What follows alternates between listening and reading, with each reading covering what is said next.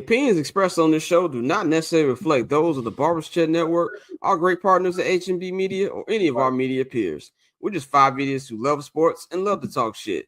If you're offended easily, then this show isn't for you. And for those of you who aren't offended easily, sit back, relax, and enjoy the show. Remember, it's only entertainment.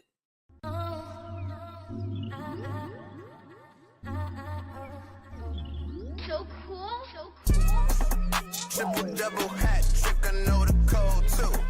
Ice trade, go for trade, yeah we cold too. Getting paper on these player haters, old news, money on the other line, so I'm not gonna hold you. Money on the other line, so I'm not gonna hold you. Money on the other line, so I'm not gonna hold you. Money on the other line, so I'm not gonna hold you. Money on the other line, so I'm not gonna hold. My agent just said we made 100 flat. Make it back and make it stack this like I'm Steven Jack. Put my rings up in the camera like I needed that. Up in the air and at the rim is where I meet them at.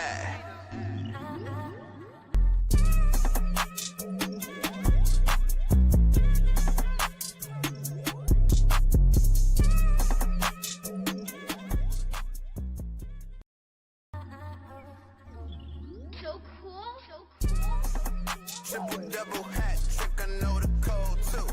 Ice trade, go for trade, yeah we cold too. Getting paper on these player haters, old news, money on the other line, so I'm not gonna hold you. Money on the other line, so I'm not gonna hold you. Money on the other line, so I'm not gonna hold you. Money on the other line, so I'm not gonna. What's going on, ladies and gentlemen? Welcome back to another edition of I'm Not Gonna Hold You. I am your host, Scott Lewis. Of course, man, it is the first Friday in May, man. It is Friday, May 2nd, 2025, man. And of course, you know to follow me on all social media platforms at Barber Chair Scott. Follow the Barber's Chair at Barber's Chair Co. on all social media platforms. And of course, follow our partners, HMB Media, and at HMB Media TV on Twitter and at HMB Media on Instagram. And of course, follow the new Instagram page for the show at INGHY Show on Instagram, man. While you're at it, subscribe to the Patreon, as you can see right here up on the screen. Patreon.com/Barber's Chair Network. Take your phone right up to the QR code, and the QR code will take you to all different tiers that we have on there. If you subscribe to the $5 I'm Not Gonna Hold You tier, you get a free, not really free because you're paying for, but an extra show, a midweek show. We got a dope one up right now with me and the homie Big Waz from the Ringer. You can check that out, and you also get 25% off your first order at the Barber Chair Network shop, and that's also for the $10 holla, the Barber Chair Access tier, and that is bcnetshop.com. As you can see, we've got a whole bunch of new merch, up. Got a new t-shirt, man. Caleb Williams, Prince that was promised, a Game of Thrones, inspired t-shirt, man, up on the site. So cop that while you're on there, man. We got a big show on deck for y'all. Pavy will join us in hour 2 to talk some NBA. But for right now, man, I'm going to bring on my esteemed co-host. We've got the one and only JR Bang here. You can follow him at JR Bang on all social media platforms. And we got Dante here. Make follow Dante at October Zonte on Twitter. You got a new episode of High and Outside out right now on the network, man. How y'all feeling? Hey, I'm solid, bro. About to Dodgers Braves 3-game series. He's got a packed house, so looking good, bro. I'm excited. Definitely, man. He's live from Truist Park. If you didn't hear him right there, he's covering Dodgers and Braves tonight. Bang, how you feeling? Feeling good, man. Can't complain. Definitely. Big shout out to everybody who came to the Barber's Chair event in LA this past Monday, where we celebrated the release of Pavy's new album, The Bachelor 2, my bad, which is The Bachelor 2 for you idiots out there. So that's streaming on all platforms right now. We had a packed house in there. Shout out to the Palm and the Pine in Hollywood, California. Shout out to DJ Mutu for holding it down. Just shout out to everybody pulling up, man. So it was a real good time, man. So we're gonna kick it off with the warm up, man. Well, it's been a week. It's been about 8 days since the last time we did a show. We did the NFL draft special last Thursday. Shout out to everybody who watched. It was definitely cracking. Had a lot of people watching, a lot of engagements as we went through the first 10 picks of the draft, man. But what have y'all done in the last week since we've been doing the show? Bang, what you been up to? Shit. What went to see Sinners. We talked about that a little bit in the chat. I mean, I had a little bit of PTO because the vow renewal, still been on the high with that and everything. So no, outside of that, shit, working, chilling. I watched some NBA a little bit more than I normally have too. So really just been trying to catch up on that, try to strike up a couple of ideas and stuff. That's about it. Dante, what you been on, man? What's been going on in the last week? Yeah, I've been chilling, bro. Been out on the golf course. I shot at 87. For those who play golf, that's pretty solid for Okay. a weekend golfer. So, doing my thing with that. Really just enjoying this weather. The weather finally changing down here in Atlanta. Last time we talked with Mario, it was raining and all kind of BS, but it's finally starting to turn. So just looking forward to that. But other than that, bro, I've really been chilling. I have fortunately been able to duck all Sinners spoilers, which I'm surprised, but I'm gonna go check that out. Well, I won't spoil the movie in just a second. I'll just give my opinion on it, which people act like this red Arsenal hat I have on was a red MAGA hat for what I said about the movie. But, I saw that. Which I didn't even go into full detail on.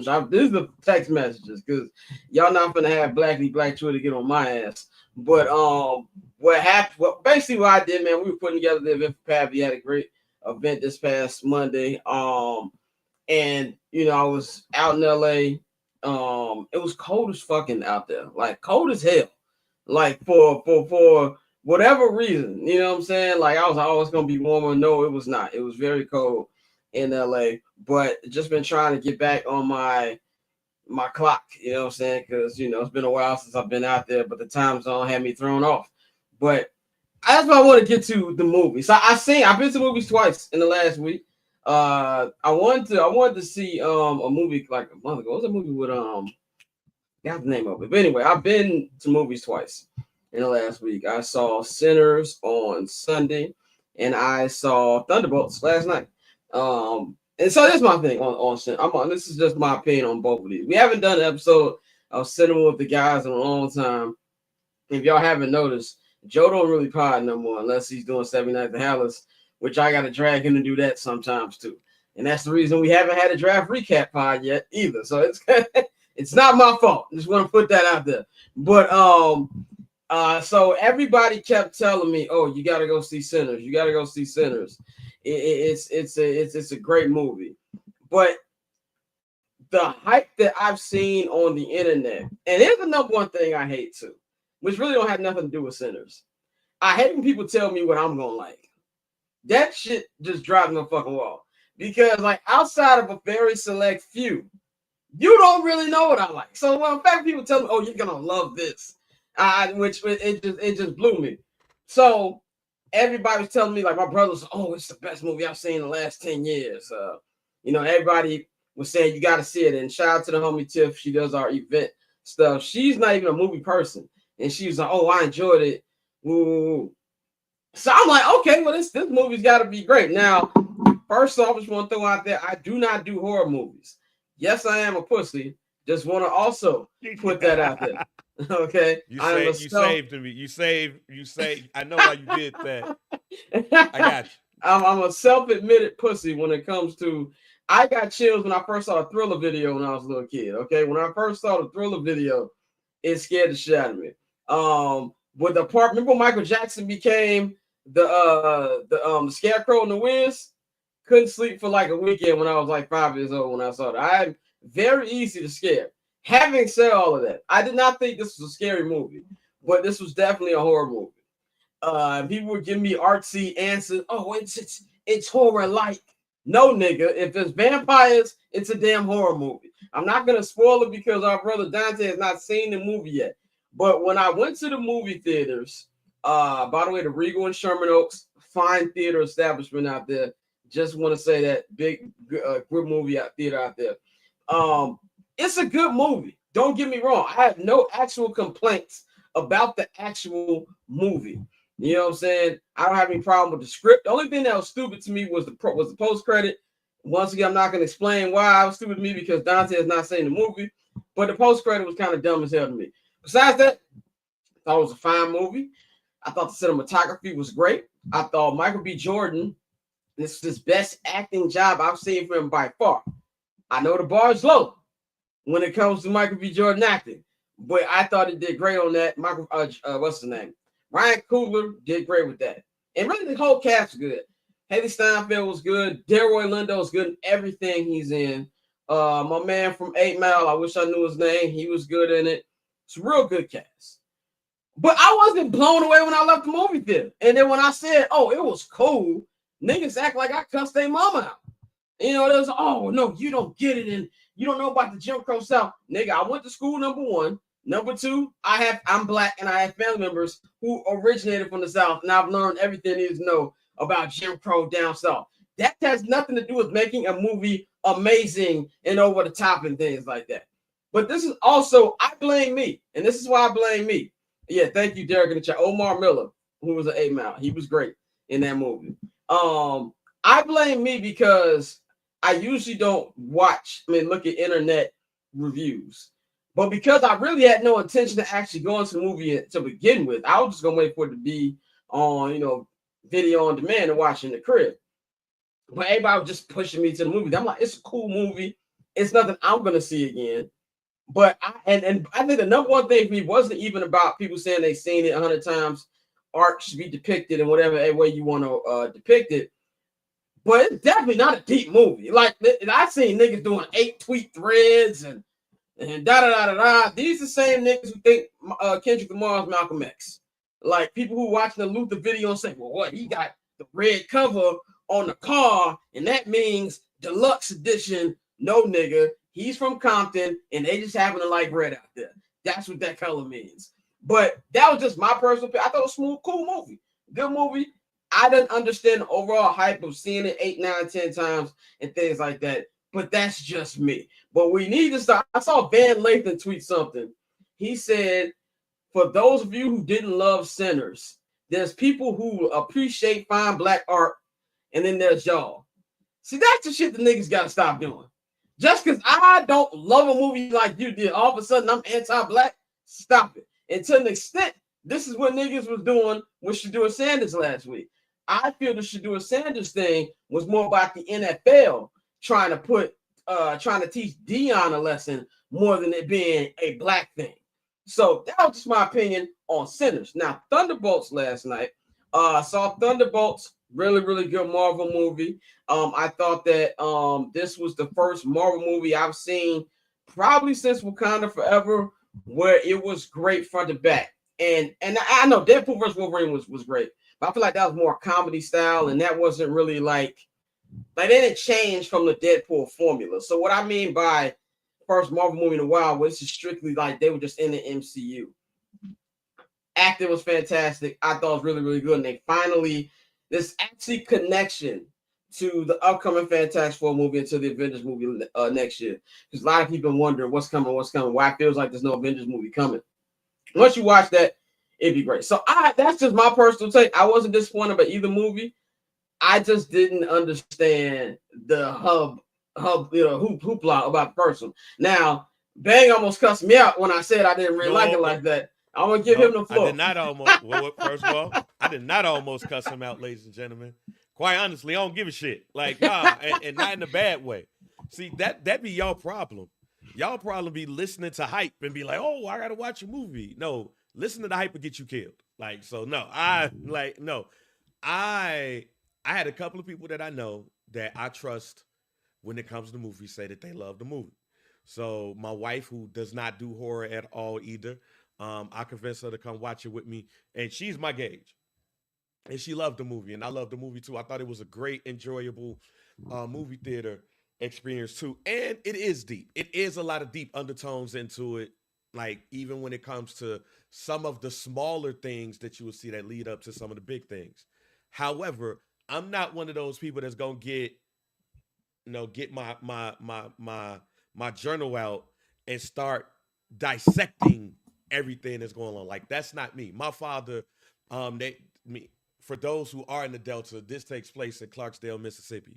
Clarksdale is a stone's throw from Greenwood in Greenville, Mississippi, where my father and my uncle, my family comes from. So seeing some of the things and how they did everything, I identify with some of it because going to not only Mississippi, but specifically those areas and seeing some of the things, even with like the Asian people, like I was looking at like, okay, they really tried to make this as authentic as possible and all of that stuff too. But I love the movie. I'm actually watching it now. Don't ask how.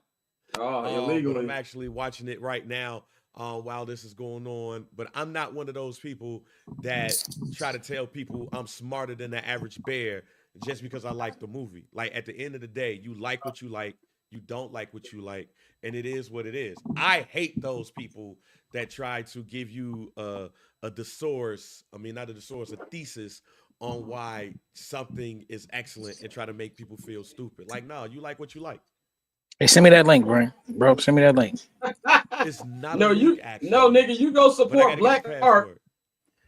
I will. No, I'm No. gonna wait till it come back at IMAX. They say it's coming back to IMAX on the 15th. So, well, no, Oh, actually, I'm Yeah. gonna go don't see it. I I'm not will gonna tell wait. you right now, don't watch it. Don't watch it if it ain't an IMAX. Okay. This is literally the only movie since Marvel that I enjoyed in IMAX. It was some stuff that I was listening to and I was like, "Oh, okay. I see what they talking about." So yeah, don't watch it if it ain't IMAX. Yeah. No, I am excited to see it though, especially because you mentioned the Mississippi Delta.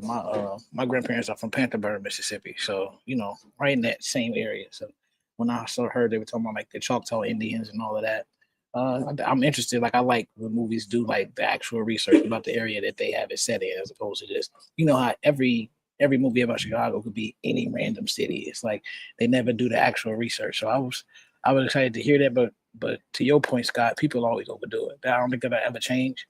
That's kind of started. It. I don't want to say it started with Black Panther because I mean, think pieces have been Oh, it going on for a while 100% now. started with Black Panther. Oh, It it But did. it's kind of 100% started with it, Black it Panther. kind of it kind of got OD where it's like if you don't like a black movie, it's you, it's not the movie. Like Look, it. So niggas didn't watch Do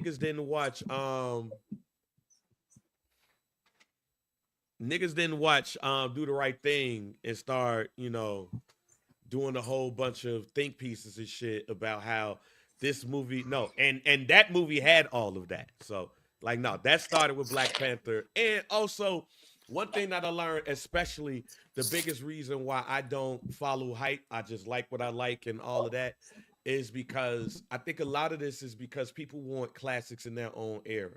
And they want to be able to talk and push the narrative and get their Cisco and Ebert in their own era. But when you watch Cisco and Ebert, these niggas just still be like, like what you like, love what you love, but this movie getting 2 thumbs down for me. But no, I love the movie. Like I said, I loved it. It's some things that I missed. This is the reason why it's the third time I'm watching it and stuff. And yeah, but yeah, don't Scott, my word of advice for you is fuck the hype. The hype will mess up, or thinking about the hype so much will mess up how you like the movie or you like the song. Like I've been in situations where I've gotten something hyped up, and then you got it, and you've been like, the fuck, like this shit is not what I thought it was. Y'all just blew me. But I then mean, you watch it like later, and you be like, okay, I get what y'all saying, but y'all was getting on my nerves. I'm probably not gonna watch it again just because that genre is not my kind of genre. But Oh yeah, for yeah, me, because you're a pussy. I forgot. for me, it's just where, and it's with anything, man. Like, and I kind of feel when the first trailer came out, I was like, oh, that looked pretty good. And I don't think it got hyped up like that till after a couple screenings, and people was like, oh, this is amazing. Da, da, da. I do agree with the classic thing, and I think that's something that's even with you look at sports conversations. People want their era to be on par with other eras that they hear about. And I do think that we're going to look at this movie fondly because of the reaction, whatever you feel about the actual movie or not. Because there's a lot of movies that came out where the hype was bigger than the movie. Now, I do feel Black Panther, I didn't watch it opening weekend just because I walked to the movie theater and there was mad niggas and there were dashikis. And y'all know how I feel about cosplay and adults. I have voiced my opinion on this with anything. If it's not Halloween and you a taxpayer, if you're not at Halloween or Comic-Con, don't dress up. Like, if you are a tax-paying adult, all right? Stop. And I'm not even that fond of Halloween, but that's a whole different discussion for So another you gonna be episode. pissed off. So you gonna be pissed off in October when you see all these Coogi sweaters? Oh, niggas is 100% dressing like Stack and Smoke all holiday. And then I heard that Warner's gonna be re-releasing it for Halloween. That's what I heard they're gonna be doing, which is actually good for Oscar consideration because niggas will forget by that time. But like I said, I thought it was a good movie. Nothing more, nothing less. That's just one man's opinion, and that's just how I feel about that, man. Quickly, I mean, do we really need to go over the Shedeur thing? I kind of feel like it's old news now. Let me just say my point because I Yeah, go ahead. itching the pod. The one thing I say about the Shedeur thing is everybody's right, but everybody's wrong at the same time. And this is somebody who said months ago that that Jackson Dart was going ahead of him and he was going to drop. So, and I know that before all of these pundits was getting on TV saying all this shit, I said on here that he was dropping, and I said that Jackson Dart was going to be picked over him. The one thing that we got to understand is this: talent wins all. And if he not going to start for your team, then let's move all of those teams out there. Like with people talking about collusion and everything, look, we're a Bears show, right? The Bears wasn't drafting no goddamn Shedeur Sanders, so it ain't no collusion between all of the owners because the Bears ain't about to draft him. There was only a handful of teams. And if you want to think of that handful, just think about 4. Let's just say 4. Let's look at the Titans. And that's a matter of fact, let's remove the Titans out there. Look at the Browns, the Giants, the Pittsburgh Steelers, and then look at the New Orleans Saints. Let's look at those. Now, let's look at the New Orleans Saints because the New Orleans Saints didn't really need a quarterback until after the combine when Carr was like, oh, my shoulder hurt. So look at the Browns, the Giants, and the Pittsburgh Steelers. The Browns need a quarterback, but then they end up doing all of these deals to get old-ass Joe Flacco and Kenny Pickett. But we watch NFL long enough to know that right there is a bridge to next year. That means they looking to next year when the quarterback class is bigger and better. The Giants ain't even drafting no black quarterback ever. Like, so, no. and starting one. Well, they started one now. Right. He's going to be the first black quarterback starting for the New York Giants. I think they officially be the last team to start a black quarterback in opening day. The team that I'm looking at, the only team that I have questions about, especially when you read everything in the beginning, the only team I got an issue with is the New Orleans Saints. You can say all you want to about Tyler Shuck all day long. Louis Riddick loves this dude and all of this stuff. But Tyler Shuck is the only thing that I'm looking at this crazy about. Except when I look at the fact that next year, the draft class is going to be better. The only thing that I hate about Shedeur before I pass it to you, Dante, is that, even I said it back then, I don't think that he or his team took pre-draft, combine, and all of that stuff seriously. And I think that affected him with some of the other teams that may have thought about taking a quarterback. But to me, there's only 4 teams that you really look at and be like, y'all was on bullshit. The Browns ended up taking them. I do believe that by week 4, he's going to be the starting quarterback for the Cleveland Browns. But I am looking at the New Orleans Saints a lot crazier about a day when you have 26-year-old Tyler Shuck is your second-round draft pick, because I don't even think you invest a second-round draft pick in somebody like that if you got eyes on Arch Manning or somebody that's coming out next year. Go ahead, Dante. Yeah, bro, I think with New Orleans, I think that's a Kellen Moore thing. Like when you're having a first year head coach, Shedeur's personality is what it is. What do you think is good or bad? And I think which a backup quarterback or somebody who's not going to be guaranteed a starting spot, you kind of need them to blend in. You need them to immediately buy into the program. And everything we heard about Shedeur is that he's still going to be himself no matter what. And so I think that's really what hurt him. I don't think it was a thing where there was a collusion or they said, "Hey, we're going to teach this kid a lesson." I think once he fell out of the first round, you're not really, you don't really see too many starters, picked in the second round. I know we have a handful. We got, not even a handful. Dak was in the fourth round, and I think somebody else. But for the most part, teams are investing first round capital in the quarterbacks. So with a guy that's going to be possibly be a problem, I saw why teams didn't want to pick him now. For me, I think Cleveland should have picked him. That was the right move because, out of all the teams, I think Pittsburgh had an agreement with Aaron Rodgers. I think he's just doing the whole I don't want to play preseason. So I think that's the thing with him. But with every other team, it makes sense. With Kellen, like I said, with Kellen Moore, I think that's just a rookie here who doesn't want extra headache in the building because he's trying to set the tone and set his culture. And if you have somebody like Shedeur who is has a personality that draws people in, like you said, you don't hear too many teammates complain about him. So that could have been something where you start to split the locker room where everybody's rocking with Shedeur, not the coach. And I think it's just easier for him to get somebody that he knows he can just mold and sit back and work with. Now, Shedeur could turn out to be a superstar and then he looks crazy.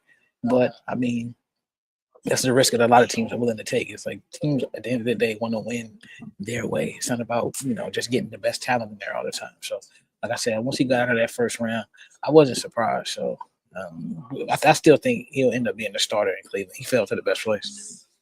Yeah, I think he fell to the best place. Real quick, I'll say this real quick. Tyler Shuck now has the most pressure on him than any rookie quarterback in the last 5 years because they put that pressure on him. Last 5, he got more pressure than Caleb had coming in? Yep, and here's why. Because as Dante just said, what happens when Shedeur Sanders is the better quarterback and you're a second-round quarterback? Like, now you're also going to be putting into play draft capital, draft where you drafted at. Like I had said on Twitter, like automatically Shedeur Sanders' draft pick gets an A because you got a potential first-round talent in the fifth round. Tyler Shuck has all of the pressure coming on him because, one, that division is weak. 2, you got picked over Shedeur. 3, as Dante said, is a rookie quarterback. So you got Kellen Moore trying to come up in there and do his own thing. And when you look at the fact that Carr is probably not going to be available, when you also look at that right there too, he got an immense amount of pressure for him to come up in there and succeed. And he got more than Caleb. He got more than Daniels. He got more than all of those people. Only because of the spotlight that was put on him.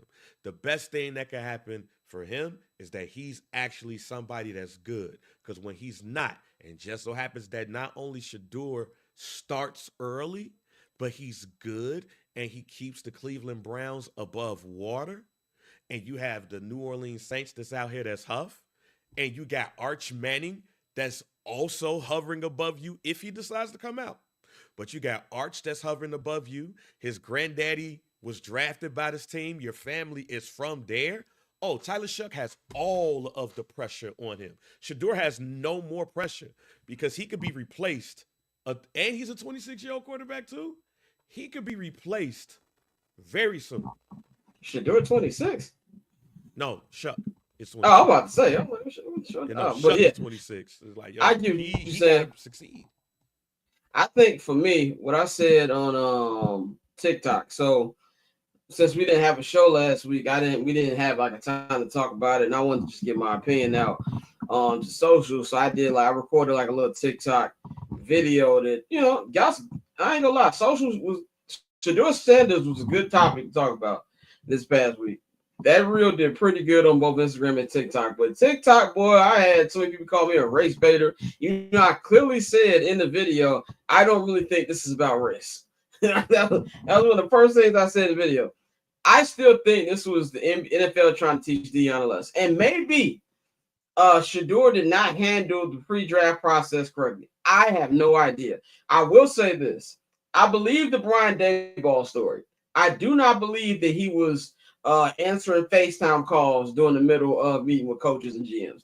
That I don't believe. You can sell me on the other stuff, but he's still not a fifth rounder to me. I was not expecting him to go in the first rounder. In the first round, I was expecting second round, early third round at the absolute latest. Fifth is ridiculous to me. Now, having said all of that, I didn't spoke my piece on why it happened or how it happened. I think he landed in the perfect spot. Look at the quarterbacks who are around. Joe Flacco, he's not going to be. He's going to start the season, in my opinion, but I'll be very, very surprised if he lasts the first month. Kenny Pickett, even though he is a friend of the program and gave us an interview at Super Bowl week on an opening night, he is not that good of a quarterback. Dylan Gabriel, I can put up 30 touchdowns in that Oregon system. This is the perfect situation for Shedeur. And like you just said, Bang, there's no more pressure. There's no more pressure because now you're a fifth round talent. And there's nobody in that quarterback room that he can't beat, in my opinion. But now he got to put in the work. Now you like whatever your daddy can't talk about how good you are. Fans of you like myself can't talk about how good you are. It's time for you to put in the work. And I really think he will do. I feel very confident to say, I don't know about week 4 he'll be the starter, but I do believe before Halloween he will be the full-time Cleveland Brown starter. That is my prediction to say. One more time before we move on to the Bears and things like that. Did y'all see that weird Bill Belichick interview about his book? Like, yeah, I saw it. There's a couple things that stood out to me. Now his girlfriend is 24. What's her name? So Jordan Davis out with Jordan. He's 24. Oh, Jordan Hudson. She's 24 years old. They did like a 60 Minutes interview or something like that, or ABC. But he was talking about his new book, and there was a couple things that was weird too. Like he really does not fuck with Robert Kraft. Like there's not even a fuck you to Robert Kraft in this book. There's no mention of him and anything like that. And so I think they were like grilling him on that, and he was trying to say, well, the nigga's not in the book. What you want me to say? And then he asked how him and Jordan met. And you can hear Jordan's voice from the corner say, oh, we're not talking about that. Now, this is a very publicized story on how they allegedly met. That they allegedly met on an airplane. She asked for an autograph. He signed it. Woo. But the way she was so hesitant makes me feel like she was younger than she needed to be when they met each other. In my opinion, that's what I got from that, because if that wasn't the case, what's the issue? And also, I'm in the minority. I don't really care about the situation because she is an adult. Go ahead, Dante. It's an issue because she's a working girl, and this is a live action version of this is a live action version of Pretty Woman that you are seeing right now. Hold on, she is. No, I'm that's what this is. Okay, all right. That's why they don't want to talk about it. She got her teeth into an old head, and it makes sense. It makes sense. That's what it is. So yeah, that's a solid option right there. She could be a working girl, as Orlando says in the chat. AFC Sam Hayes Prostate. I'm just gonna say the way she had her jacket on that game, lets me know that she's a lot younger even here than we probably easily. No. Like in general, the reason why I feel like everybody is like, oh, it's gross. And yeah, it is. But I think Lero said this. Shout out to Larry Legend. And even though it is a big age gap here, when and I think Bang even too, how old is what's her name? Donna Ross' daughter. She's in her 50s. I think she. Yeah. But when she said she liked young men, there was no problem with it. But yeah, we had a problem with fucking Bill Belichick doing. My thing is this: as long as she's 21 and over, I could give a fuck. I do not care. We can sit up here and talk about what's gross and what's not. She is a consenting adult. I do not care if this 74-year-old nigga wants to do what he wants to do with her. I just found it weird that she didn't want to tell the story of how they met. That was a question there. But I also saw a video. I don't know if it was for a spring game for North Carolina, but she walking on the field like she the dean of the college. She giving orders to other coaches and telling the TV crew to do this. And I'm like, all right, shorty, you're doing a lot. My question to y'all is Bill being kidnapped right now? Does he need to scream help on the television, or is he just an old man who getting his balls played with and he good with whatever's going with it? Hey man, a lot of people die alone. He don't want to die alone. So I think these one of them things. He got money, and like with the whole age thing, I think that comes down to it's a difference between legal and morals, and everybody's morals are different. Some people don't care, some people do care. So for me, he might be being taken advantage of. She has an $8 million real estate portfolio that she got when she got with Bill, so we know where she got that money from. But I mean, if he's happy, if his kids haven't said anything about it, then who cares? Like, if it turns into one of those Anna Nicole Smith situations where he died and then they suing the kids, or making sure she don't get no money, then we'll see that. But Anna Nicole Smith was the first thing that came to my head. Yeah, when that's really. I promise you, that's what this is, bro. But I mean, if Bill is happy with it, I think people should just leave him alone. Bang, take us home on this topic. Let that old man get his dick wet. That's it. Y'all think she the first young chick that he messed with? Remember that photo? Remember that photo that came out where he was out there with the wife beat on outside some girl house? Nah, hey, Bill Belichick know what he doing, all right? And he getting a little bit older. Hey, man, if this gonna make it even a little bit more wetter for him to slide in, that's what he gonna do, man. Let him be. Hey, man, shout out to Bill, man. Let's go on to the first local hour we've had in a while, man. It is the local hour. There we go. The local hour here, sponsored by Sockman on 87th. We are a week from the draft. The full Bears draft is in. We've spoken to, Ben Johnson, Ryan Poles, a lot of the draft picks.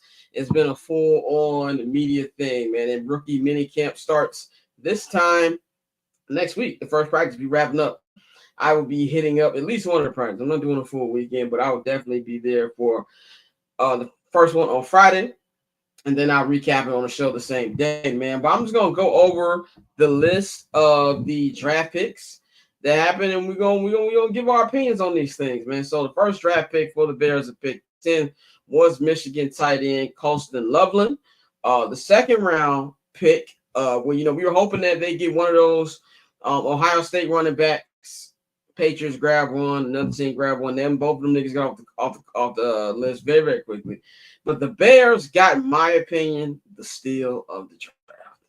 I was very, very, very excited about this. I was waiting the baggage claim when this was happening, and I put up with Tiger Woods fist pump, man. And as our man Mikey says, this is the greed that they talked about in the Bible. Like, this is something where I feel the Bears got a first-round talent in the second round.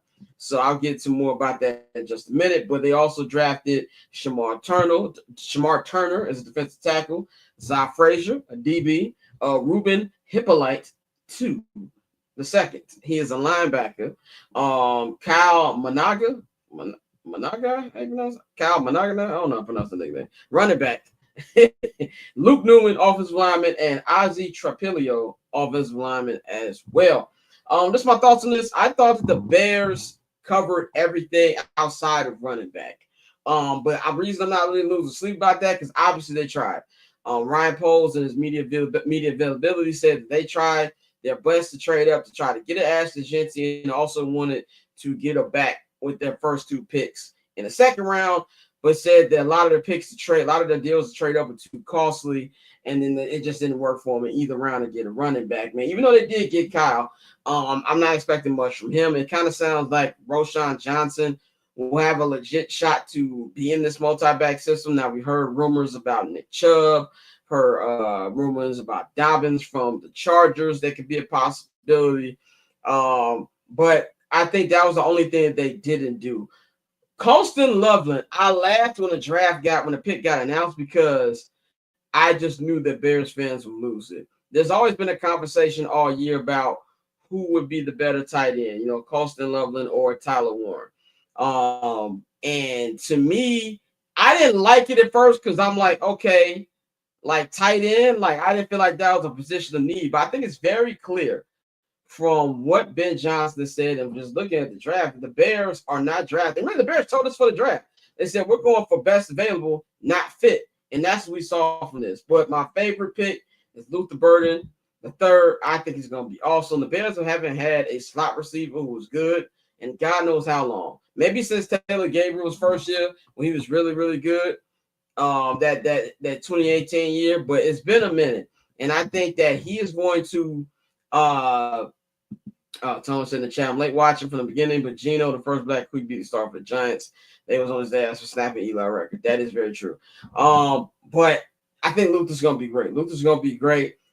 And he's gonna make the Giants. He's gonna get so many open receptions because you have DJ Moore on one side and Roma Dunze on another side. And I think the Bears have a great three here to work for Caleb. And also, I feel like Colston Loveland is putting the clock on Cole Kmet, which I said for months. I went a little extreme, and I said, "Wouldn't surprise if he's not on a roster come season." I believe unless something beyond stunning happens, that he will be on the roster. But Dante, what's your takes on the draft? Do you like it? What you think about it? And who is your favorite draft pick? I enjoyed the draft a lot. I mean, I think I came into it, like I said, this is the first Bears draft in a while when I didn't really love anybody. I had nobody I had my heart set on. Like outside of Will Campbell fell, there was nobody I felt like we absolutely had to have. So going into a best player available, I loved the aggressiveness and picking the two best offensive players available at positions where I think we do need some improvement. I know we talk about DJ and Rome and what they should be, but still at the end of the day, you need as much firepower as possible. Like I want to go above and beyond with the offense instead of being the traditional Bears offense where we're gonna try to run the ball, put a couple points up. Like that's not what we went into this with. When we drafted Caleb, when you drafted Rome, when you go get Ben Johnson, you want to put points on the board. So a guy like Loveland, I think that's a great pick. I think he's more of a wide receiver and a tight end's body. Well, I'm sorry, a tight end and a wide receiver's body. He runs great routes.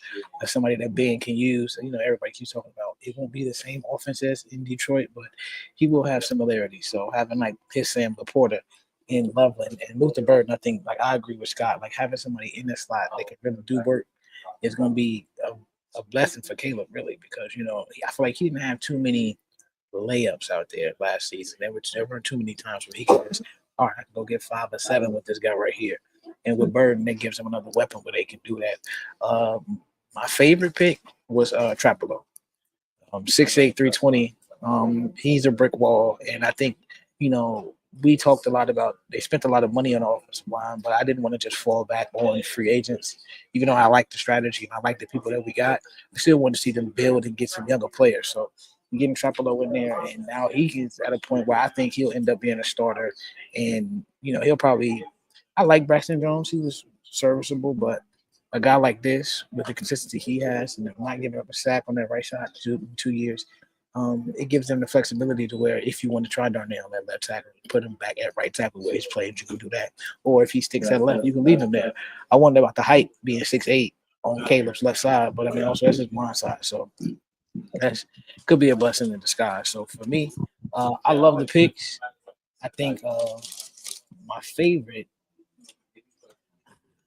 Loveland's gonna be my favorite because I've been anti-Cole Kmet for a couple of years. Like Cole was cool, Cole cool, but I need some speed and a tight end that can actually run some routes. So I think Loveland might be my favorite, but the running back. Kyle, he's going to be a dog. I do think he's going to be a dog, and I think that's what we needed. We needed a running back. I would have loved one of the Ohio State running backs, but I think getting the guy that late, you're going to get the most bang for your buck there. So I think that's a move that I liked a lot. Hey, what's your thoughts on the draft? Who'd you like the most? My favorite pick right now was Luther Burden. They needed somebody in the slot, and they got a top 20 talent. In that area. So that today, right now, that is my favorite pick. I want to see what, based off of some of the things that we've seen about, attitude and character concerns and all of that. I do want to see what happens when he gets with Antoine Randall, because I think, especially with somebody like Burden, Antoine Randall is in a situation where he at the crib. He ain't about to let nobody fuck it up over here. So if there's anybody that's going to be able to settle dude down, I think it's going to be Antoine Randall. With that being said, who I would like when we look at this a year or two down the line, who I would like to have been my favorite pick is Ozzy. 6'8", 315, a mammoth pause of a man over there on the left or the right side of things. Um, he comes from a program that had coaching by pros. Bill O'Brien was over there at Boston College. Couple of things I saw they said he have to work on is just getting lower because he is 6'8" and twitch. But if he works out, we set on that line. Yeah. Because I don't think Kyron Hinsdale folks is meant for the left or right side anyway. I think he's meant for the middle. So if he can replace Tooney in a couple of years, maybe that is the case. But he hopefully becomes my favorite pick because he solidifies either the right side if Darnell Wright goes over and it works right there, or vice versa. Yeah, I think both options on the table. Ryan Poles was on Captain J Hood, the friends of the program yesterday morning, and it kind of sounded like Ozzy's going to be has a good chance to be the starting left tackle. He said they don't really want Darnell to move, if I remember correctly what he said. So it really sounds like it's going to be a chance for him to do that. But that leads me to, Caleb Williams now. Caleb, to me, and I know we've always made the joke about offseason champions, but he and Drake May have probably had the best offseason for any quarterback this year. I think the Patriots had a very underrated draft. Like, they, to me, killed it. To me, they had the draft of all drafts. I really, really loved what the Patriots did, but the Bears were right up there to me. And to me, the pressure's on. We talking about pressure. Pressure's on Caleb, bro. There's no more excuses. Not that there was too many last year. I thought it was pretty reasonable takes for the most part on Caleb, and expectations for the most part. As bad as the situation he was around, he still had 3,000 yards passing, still had 20 touchdowns. His first Bears quarterback since like Mitch 2018 to throw for 20 touchdowns or more. So he did good for what the situation was. But now those expectations go up. You get the head coach that you wanted. You get the head coach that was the number one on everybody's list in the NFL for the last 2 seasons. Not only that, you get year 2 Rome Odunze. You get DJ Moore again. You've got Luther Burden. You've got a rebuilt offensive line, which is the most important thing. This man was sacked 68 times last year, and he avoided 50, which is a nuts stat. So now we're going to really see how good this kid is, because this is something that I don't want to say it's make or break because it's the second year, but we got to see major strides this year, to the point where if I don't see certain numbers, I'm going to be disappointed. And that's what we got to see now. Can he play in structure?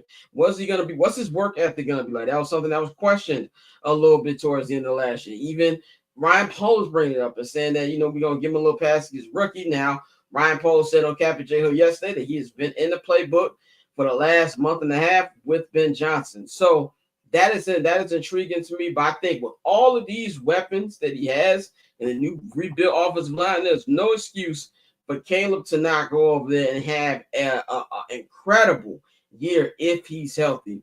Dante, what do you think about what you want to see from Caleb and what the expectations will be for him next year? I think the expectations will be high as they should be. I want to see him play within the structure of the offense more. I feel like far too often we saw him do that little spin move or try to go off. And you have to get back, but until you can get the consistency, well, you have that rapport with your receivers. But I think we see him more playing within the structure of the offense, taking what's given. And I think having somebody like Ben Johnson, who actually, is great at scheming, that's going to help him a lot. So just playing more under control. He doesn't turn the ball over a lot, but just continuing to get consistent with his receivers. I think those balls up the seam that he used to miss a lot, I would like to see a lot of those connections this year. And I think no matter what, the expectations are going to be there, and they really should be there, because you're still the number 1 pick in the NFL draft. It's not a situation where he's a mid-tier quarterback and they've added all these pieces. No, you were the number 1 pick, and they've consistently added weapons around you, and now they went out and got the coach. So for me, I expect him to, like I said, just play more consistent within the offense and take those little check downs, so little 5 yards here, 7 yards there to get his flow going. And if we see that, I think we'll see a next step. I don't want to say officially arrives, but I think you'll definitely see him take that next step in his progression. Dang, what's your thoughts on the pressure with Caleb this year and what you want to see? You know, we've all talked about different things you want to see from Caleb, but now he's got the things that he needs to succeed. Hey man, I don't think this draft or anything adds to with the pressure that he already had up on him. He's the number one pick in the draft. Um, Even though by stat standards he had a pretty decent year. The Bears did not have a good year. The second pick in the draft ended up taking this team to the NFC Championship. If that ain't pressure, then all of this other shit that's going on is just icing on the cake. Really, that's what that is. You got the coach that you wanted in Ben Johnson. Um, he's bringing in the staff and he's building the offense around you. So yeah, the pressure was always going to be there. But I don't think it gotten any higher after Jaden Daniels had the year that he had. But I also expect him to succeed in this, especially when basically by all accounts, everybody ain't trying to throw Matt Eberflus underneath the bus. But they throwing him under the bus. Even Ryan Payson a little bit of a way threw him under the bus in that conversation they had on Cap and J Hood. When you say that Roshan Johnson was misused. Why was he misused? Coaching. So Coaching. we'll see what happens. I think is there like a number that you're looking for, or is it more play on the field that you'll be looking at as far as As far as stats improvement? numbers or Yeah, wins? wins. As far Stats as numbers. Oh well, as far as wins go, they got to win at least 9. They got to win at least 9 in this division, and that's saying a lot because if you look at the teams they got to play this year, depending on how the schedule shakes out, that's gonna be tough. But they got to win. They got to win 9. As far as stats go, he got to throw for 4,000. Like he Yeah, got to throw for 4,000. What he threw for 3,500, it's 3,500. like 33, 35, something like Or that. 33, yeah, something like that. He got to throw for 35. When you look at the offense, or just the fact that you have a offensive guru, when you look at the fact that you got Colston and you got Cole Komet, so you that 12 personnel is going to look dope.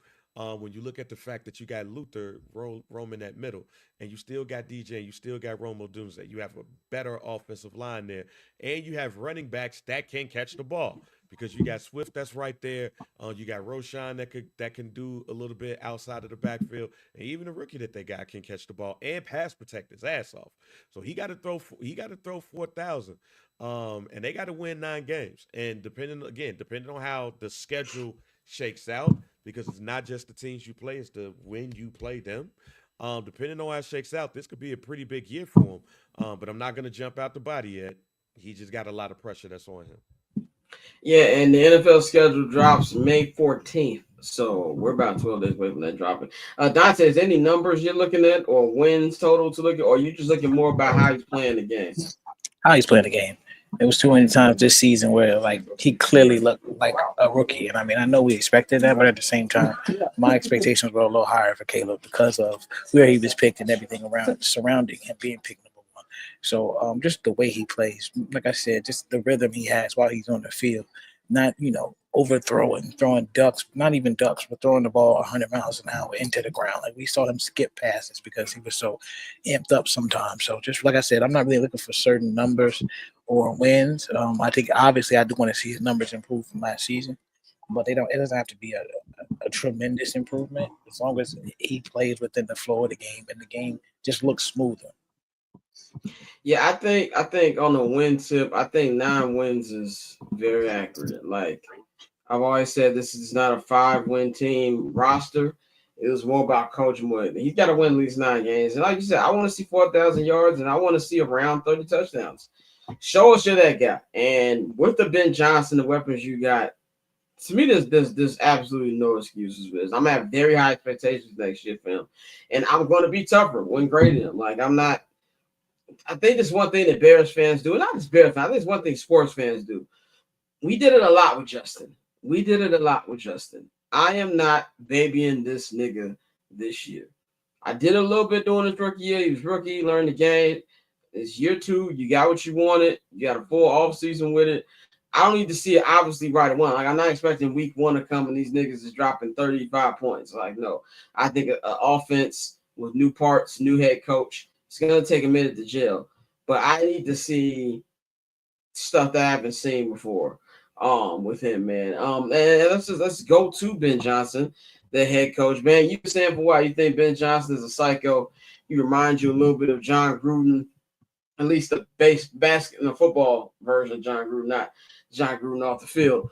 But for me, we're looking at the culture that he's building here. They're already getting to work. You know, Caleb told us when they returned to the facility a couple weeks ago that Bennett already gave them a fucking quiz, a test already. And now we hear that he says, hey, ain't no draft, ain't no depth chart. Like, niggas need to, fight for theirs, bro. Like, you picking the best players to put on the field no matter where your rank is and things like that. And I think you're slowly starting to see the cracks of what the Ben Johnson culture is that he's building. And now the question is, will the players respond to that? Who's going to be weeded out? There's a lot of players on notice to me. I think Braxton Jones is on notice. I think Cole Kmet is on notice. I even think to an extent DeAndre Swift is on notice. I think there's a lot of people who need to be out there and dominating to keep their spot long term. And that to me is like what I love to see. One thing I've said about every training camp that I've covered since being a member of the Bears media has been under Matt Eberflus. And they have not. How many times I put in the group chat? And I was kind of like practice today. Like, we get there at 9 o'clock. Practice starts at 9 o'clock. We done by 10:30. This is training camp. What are we doing? So I think just off of that it's going to be a fun training camp. And there's going to be some battles. There's going to be a lot of, steel sharpens steel going on. What I really love what Ben is building over, and it feels like people in that building, from the coaching staff to the front office to everybody, appreciate and respect what he is and what his vision is for this franchise, man. Dante, last thing for you, then we're going to get you out of here. What you think about this culture building by Ben Johnson? Oh, I love it. I think with anytime you have a coach who's all about actions as opposed to just words, that's big. I think the last coach we had, you saw with Eberflus, a lot of his words rang hollow, and people, got tired of that coach speak real quick. So having a guy who's holding people accountable and pretty much saying, your performance is, the way you get the ball will be based on how you perform, no block, no rock, stuff like that. I like to hear that. Dennis Allen, his track record speaks for itself. So I think he falls into the type of culture that Ben Johnson is trying to create, where it's really about accountability and the work you put in. So I love it. I'm excited about it. And I think the Bears will be better off because it's not a situation where, at least for me right now, I don't think this is a fluke. I think it's similar to the Dan Campbell thing. He's not as amped up, but it's a situation where he's clearly trying to show that he's a leader of men and he's going to hold them accountable and expect certain things, or you won't play. Dante, man, we know it's getting cracking up in that press box. We won't let you go. Follow Dante at @OctoberZoneTay on Twitter. Dante, let them know what they can check for a new episode of High and Outside that's out right now. Yeah, man, we back this week. We talked a little bit about Ronald Acuna and everything that happened with the Braves. We also talked about the Cubs, and I've been showing the Cubs a lot of love lately. But they're good, but are they going to spend the money to be great? I think they have the potential to be, and they have the money to do it. So it's a matter if they actually do it. So we talked about that. And we also, like I said, we picked some good series. Every week we're going to give you series to watch. We picked 2 good ones this week. So just make sure you check in. That's right. High and Outside Pod on Barber Network, man. Dante, we're going to let you next Friday. All right, that's Dante, man. He will tune in. He will join us next Friday. He's going to be holding it down on the, we're going to be holding it down here on the next time we go to watch the NBA. Now, Pappy was supposed to join. I think this nigga sleep. He has not responded to my texts, and I lived with this nigga for 6 years. You could rob him blind when he sleep. So me and Bang are going to carry on the second hour. Yeah, Shane is right. He said, "What buddy on in the background?" Yeah, the nigga in the background at the Braves game was looking all in the camera like that. I'm glad you peeped that as well. But we're gonna take a quick break. Then we're gonna get into some NBA talk. Maybe Pappy joins us. Maybe he doesn't. We'll be right back here on I'm Not Gonna Hold You, man. With you guys, Scott and Bang, man. So we'll be right back.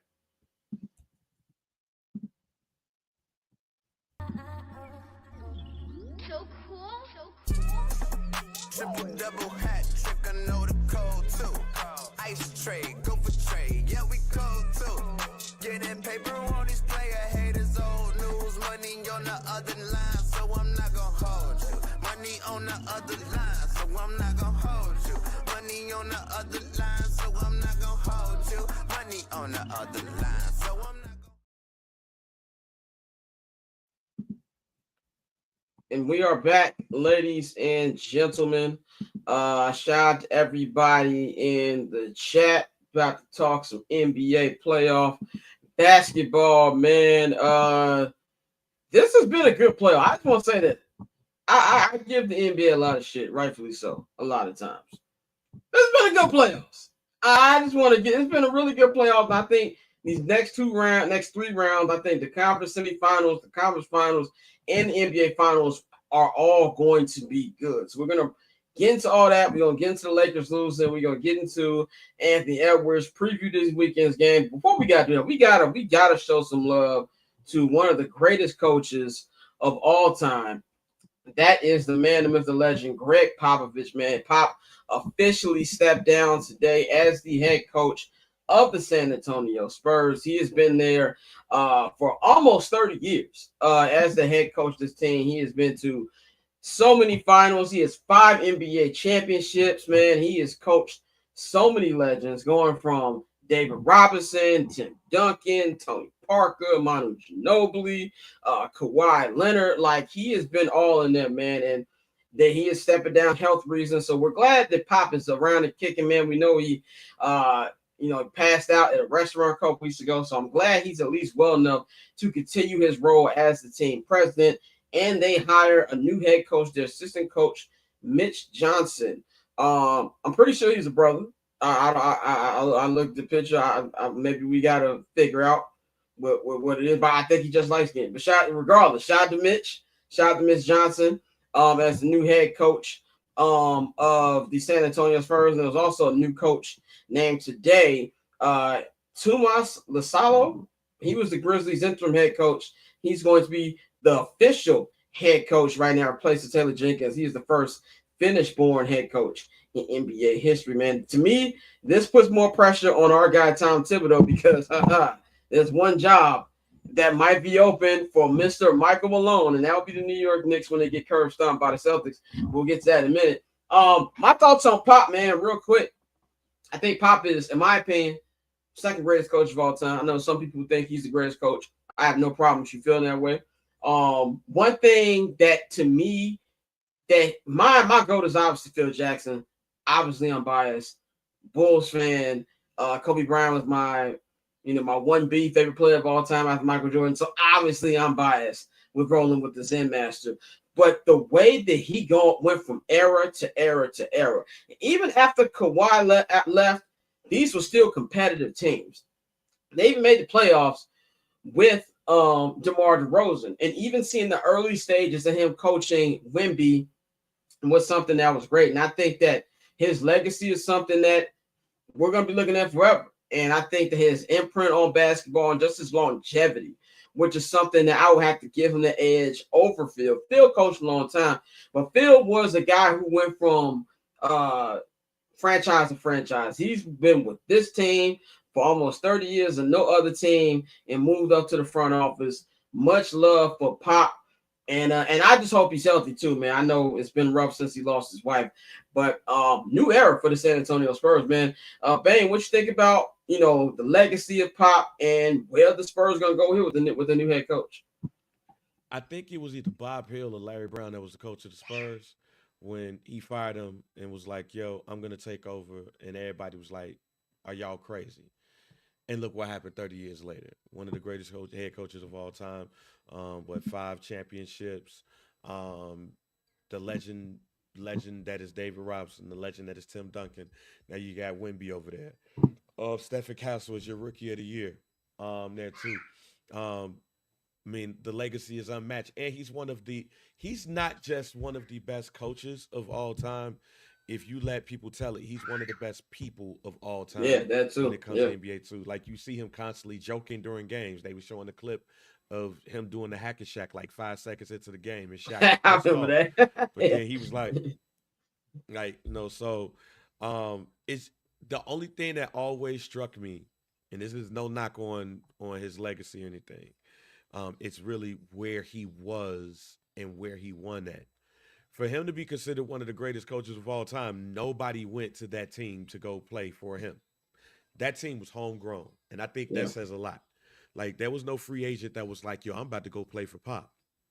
Like, no big name free agent. That man won rings with Tim Duncan, Manu Ginobili, Sean Elliott, David Robinson, Tony Parker, Kawhi Leonard, and have the San Antonio Spurs on the right page.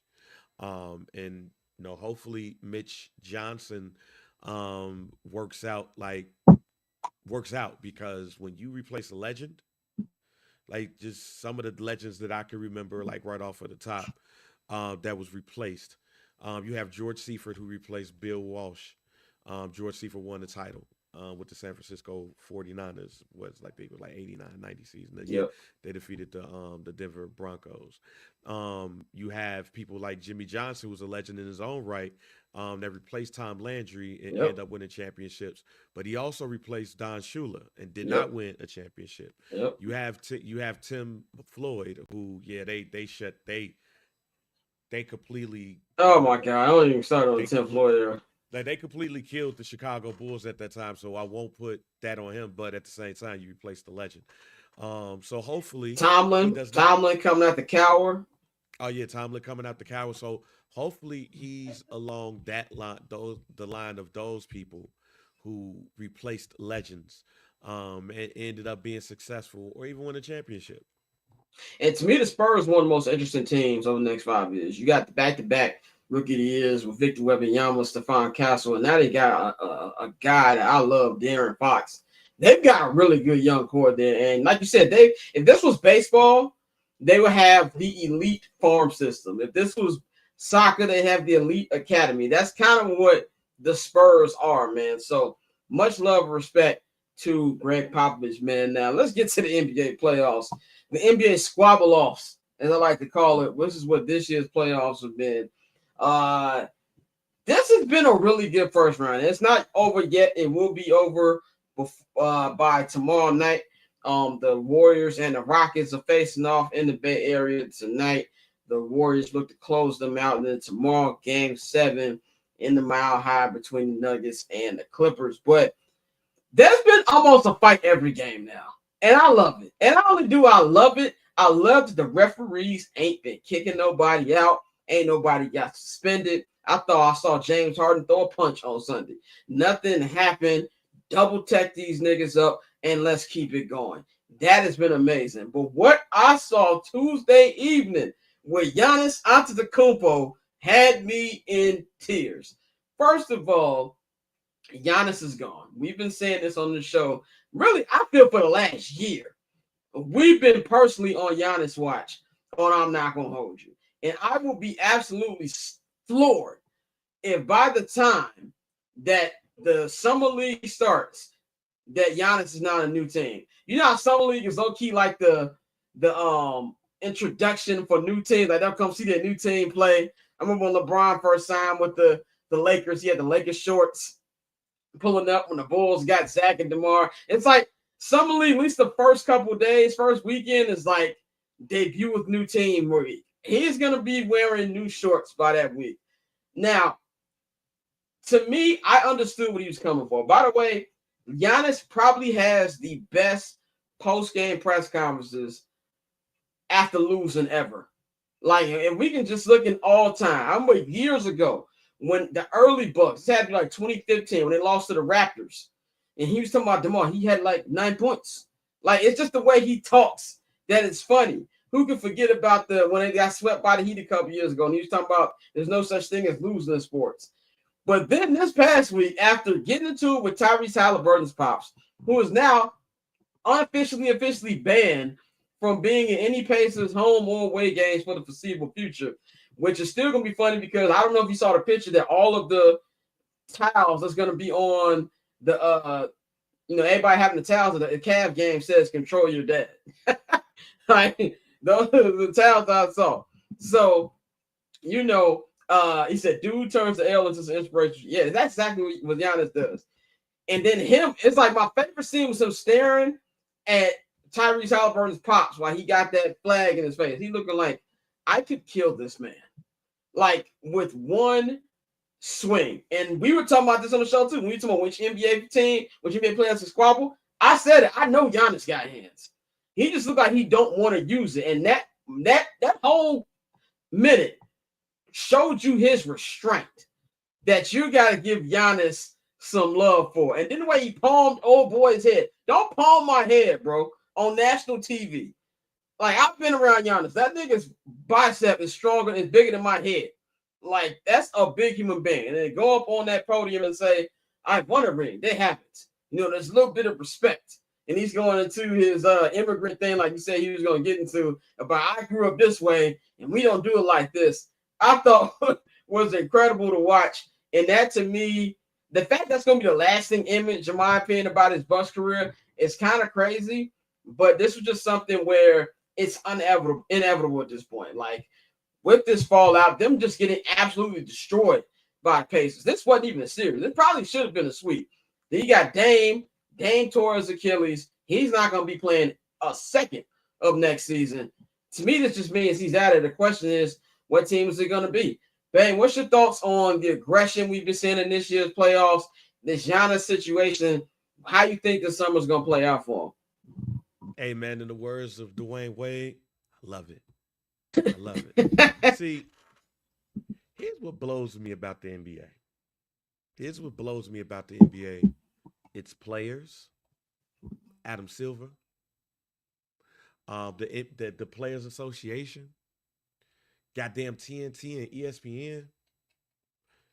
What blows me is what you're seeing in the playoffs currently right now is all what fans want to see. That's it. Like, that's what blows me about the NBA. Everything that we're seeing right now in these playoffs is what fans want to see. Some people will say, oh, well, we're doing this because it's the playoffs, the intensity ampens and all of that stuff. If that's the case, you're basically proving everybody right when we tell y'all that y'all don't give a damn about the regular season. Y'all be like, no, yes, we do. Yep. Everything we're seeing right now, especially with the Pacers and Knicks, what we saw is what we want to see in the regular season. Everything that we're seeing with the Nuggets and Clippers are what we want to see in the regular season. Even though it was 4-1, everything that we see with the Pacers and the Bucks is what we want to see in the regular season. Even though it was a sweep and they beat the shit out of them, we want to see greatness like OKC, but then when it's time to get challenged, we want to see the Clippers or the Nuggets challenge them. Everything we're seeing in these playoffs is what we want to see. And it kills me when we hear players question, but then we see these playoffs. These playoffs is the best playoffs that I've seen in quite some time. In fact, these playoffs, even with the West swallowing a whistle, reminds me of playoffs that I'm used to. Matter of fact, if I were to put it, I'll say it's more than 5 years. To me, this is the best NBA playoffs since 2016. To me. Like 2015, 2016. Because when you look at what LeBron James and the Cavaliers did going up against the Golden State Warriors, the 73-9, coming back 3-1 and everything, it was a lot of intensity going. The only thing we hated is Draymond got kicked out. Got suspended for a game, and maybe that changes things. But I have not seen aggression this way or like, yo, we got to get this in quite some time. Now, maybe it's because how the teams are matched up. Because if you look at the West, like a lot of those teams were separated by one game. we don't really expect the New York Knicks to be competitive, truly be competitive against the Boston Celtics. We're looking to see a good series coming up for the other one though. And the West, we expect the West to be great. So please just do this for the 82 games.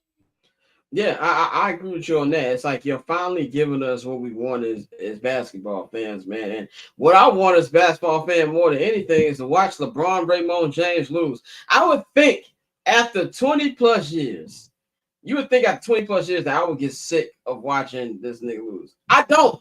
The hate watch still hits. It hits like cocaine hitting the vein in the 80s, bro. That's exactly what it feels like. Now, I picked the Lakers in 7. I also said that I felt the series would go either way. And I was right about this one thing. I said Anthony Edwards, Luka Doncic, LeBron James all cancel each other out. It's about the others. And I was right about that. And by the way, there was a couple of y'all niggas who were very mad in the comments that we were talking about how little was going to be in Detroit. By the way, we were right. None of us up here picked the Pistons to actually win this series. At least I did. I said Knicks in 6. And there was a lot of Scott, you ain't got to explain. I'm gonna stop you from explaining yourself. We're not even Knicks. We not even Knicks or Pistons. Yeah, exactly. That's my point. We just picked. Like we just picked. I don't even know who Buddy is or whatever. But Buddy ass could kick rocks. Like he coming to this podcast like it's a Detroit Pistons podcast. That's all. We picked them. They lost the end. Move fuck on. Like what? And I'm like, bro, we said it was gonna be lit in Detroit. We said it was gonna be a long series. That's exactly what it was. That's exactly what it was, man. But with LeBron James, man, this is why, and I think you said this too when we had Pappy on a couple weeks ago, and Pappy said, if LeBron and the Lakers win this, the GOAT conversation's over. And then you said if they lose the first round, I don't want to hear it. That's what I'm at right now. Like, if you want to look at his Lakers tenure in a vacuum, you got 2018, 2019, they missed the playoffs. 2019, 2020, they won the championship. It was a bubble, whatever, but they won the championship. 2020, 21, they get eliminated in the first round. 21, 22, 22, they missed the playoffs. 22, 23, they make it to the Western Conference Finals, got swept. Last 2 years, losing the first round. Last year, they got swept again. 2 sweeps, and now this year, you lose in the first round. I think the biggest problem here is something that the Lakers are really going to have to look in the mirror about, because we see the same thing with every playoff loss. And another thing we got to stop doing, is it Uchi Wally or is it one Mike? You can't say, oh, look, man, it's he's year 40, year 22, year 23. He's doing this at 40. But then we pull out, we point out he's not playing as well and say, oh, but he's 40. No, you can't have it both ways, man. We see the same cycle every year. Even LeBron's press conference. Honestly, his press conferences after he loses a series be driving me up a wall. The man takes no accountability. He going up there saying, they asked him, do you think it was unfair to you for having to play a lot of center because of the trade for Luka and you had to do more center and play small? He's going up there, well, I don't want to say anything because my man AD said something and he was traded the next week. Like, first of all, you got no trade clause. And stop acting like you didn't have anything to do with the way the strings pulled over on Figueroa. You have everything to do with all of this stuff. You can't convince me that there was not a call made to LeBron James before this trade went through. And you can't, they're the first, this is a crazy stat. It's a crazy stat. And Orlando Wright, if Austin Reeves your third best player now, series contender.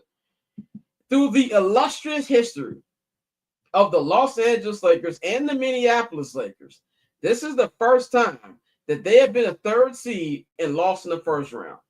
Let that have been anybody else, we have not heard the end of it. And now we're finna go through this whole song and dance over the next couple weeks, them acting like he's finna retire and them acting like he has a real decision to make about what the roster's gonna look like or any of that other crap. Let's cut it. You're gonna come back next year. You're gonna have your farewell tour, and I hope it's the last year. Because I'm fed up. I'm tired of it. I know we over here appreciate LeBron, I'm tired of watching it. My NBA viewing experience is so much better when I don't have to deal with him and his fan base. So I enjoyed very much watching this game. But the problem here for the Lakers, I know they're not going to do it. They don't have the balls to do it. And also, Rob Pelinka basically said that we're going to try to put together the best team for LeBron.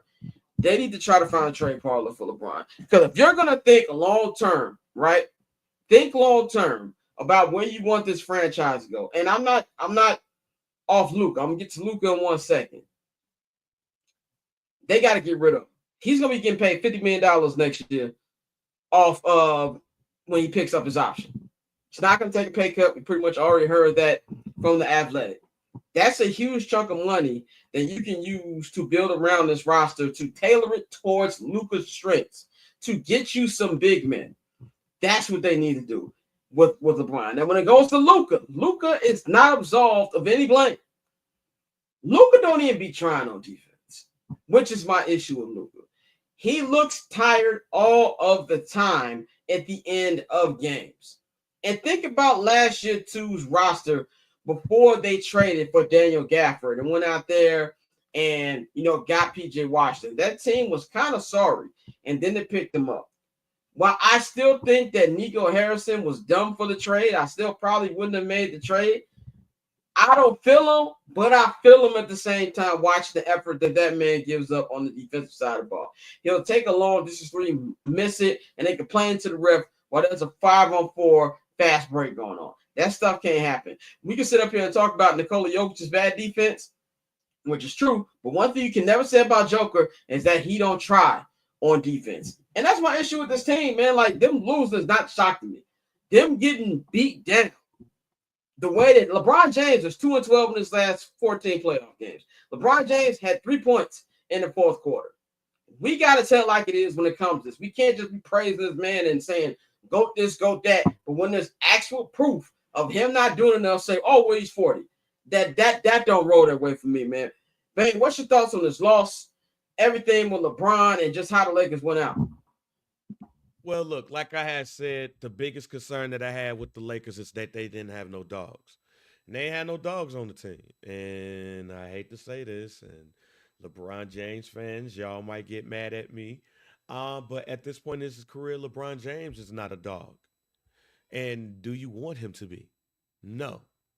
But when you're going up against Anthony Edwards, who is one, you got to match that. And LeBron James at 40 ain't going to match that. That's why I put all of this on Luka. Because we can hate watching on LeBron James all we want to. It's a national pastime. I get it and all of that stuff. But let's look at the weeks before the playoffs and how everybody was killing Nico Harrison. Mm-hmm. Let's look at the last game of the season and then the press conferences and all of that. Everybody was killing Nico Harrison. Now, I know the media will love you one day, kill you the next, and vice versa. But the fact that it was a complete 180 after this series was over with tells me everything I need to know about Luka. You even got people that was like, yo, maybe this wasn't a bad trade. Maybe this might be a push. But when it happened, it was the craziest, it was the worst trade in NBA history. Here's what we got to understand about Luka. And I don't even find this as disrespect because you're going to have to show me that this is anything differently. But if we want to go back to the 80s and 90s, there was a lot of NBA players who were scorers. They get the ball in the rack. But when it gets down to the playoffs, they're going to run into better teams. And you need people around them. But they never get people around them, or when you get people around them, they end up getting traded. People like Adrian Dantley, who could just throw the ball in the bucket, and who is a walking bucket. But when it came down to it, they didn't get a chance to win a championship. People like Bernard King, who is a walking bucket, and he's one of the greatest players in NBA history. Yep. Ain't nobody's gonna sell you otherwise. But does Bernard King have a ring? Nope. There's a number of NBA players that are amazing scorers, but they never won a ring. If you want to throw Carmelo Anthony up in there, let's throw Carmelo Anthony in there too. Amazing scorer, but when it came down to it, he was never on a team that won a championship. He was not a lead on a team that went to an NBA Finals. Let's be real. What's so different about Luka and everybody I just named? He white. Yeah. He European. That's the difference. Jay Williams just said on First Take today, it was either Get Up or First Take. He said that Luka is 26 with the body of a 40-year-old. Which is true. He looked like me waking up in the middle of the night to go use the bathroom or like, grab a piece of bread to eat. Like that. Right. That's how he be walking.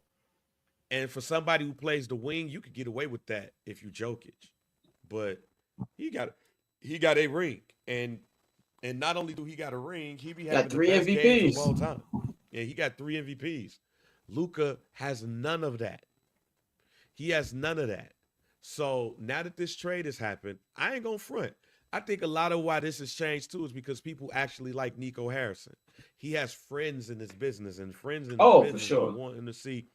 Friends in his business don't want to see him get destroyed the way he's getting destroyed. So now Luka and LeBron James is out the first round. Oh, we could go ahead and get his get back, so we could go ahead and play this media game to get some love back. But I'm gonna go in this lane. What I just said. Luka's gonna fuck around and go down, be one of the greatest scorers of all time, but don't have nothing to show for it.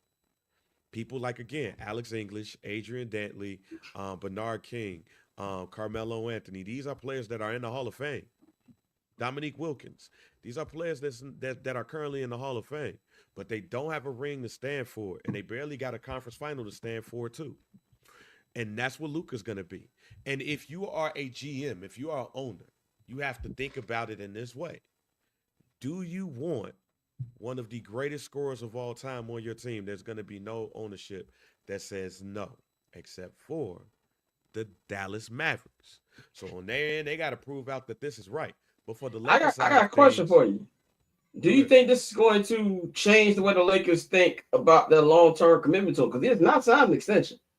That's exactly where I was going. The Lakers are going to have to make a decision if you want to pay $220 million to one of the greatest scorers. When you look at their organization, as far as I've been on this earth since 1982.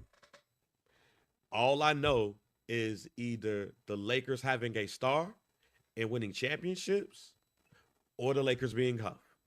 There's no middle ground. There's no in between. There's no in between. Yeah. So if I'm Jeannie Buss, am I aiming for the 80s Showtime? That means I got to do what I can to get Giannis. And I got to build some shit out. And I don't think they have the assets to even entertain a Giannis trade. Yeah. If I'm the Milwaukee Bucks, you ain't got enough. I need to get a Shaq somehow, some way with my Kobe, or Kobe with my Shaq, however you want to put it. That's all we know, Scott. Even we got Scotty and Paul Gasol. That's all we know, Scott. So are we gonna have those days, or are we gonna have the older Polonese days? Are we gonna have the older Polonese and Eddie Jones days where they're competitive, they go to the playoffs, you got some good people, but we ain't getting out the first round. And Laker fans figure out.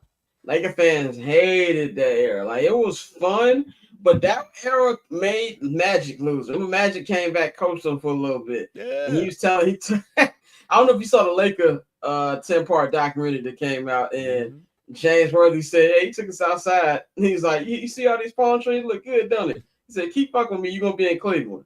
Right. Like, yeah. Like, that drove Magic to losing it.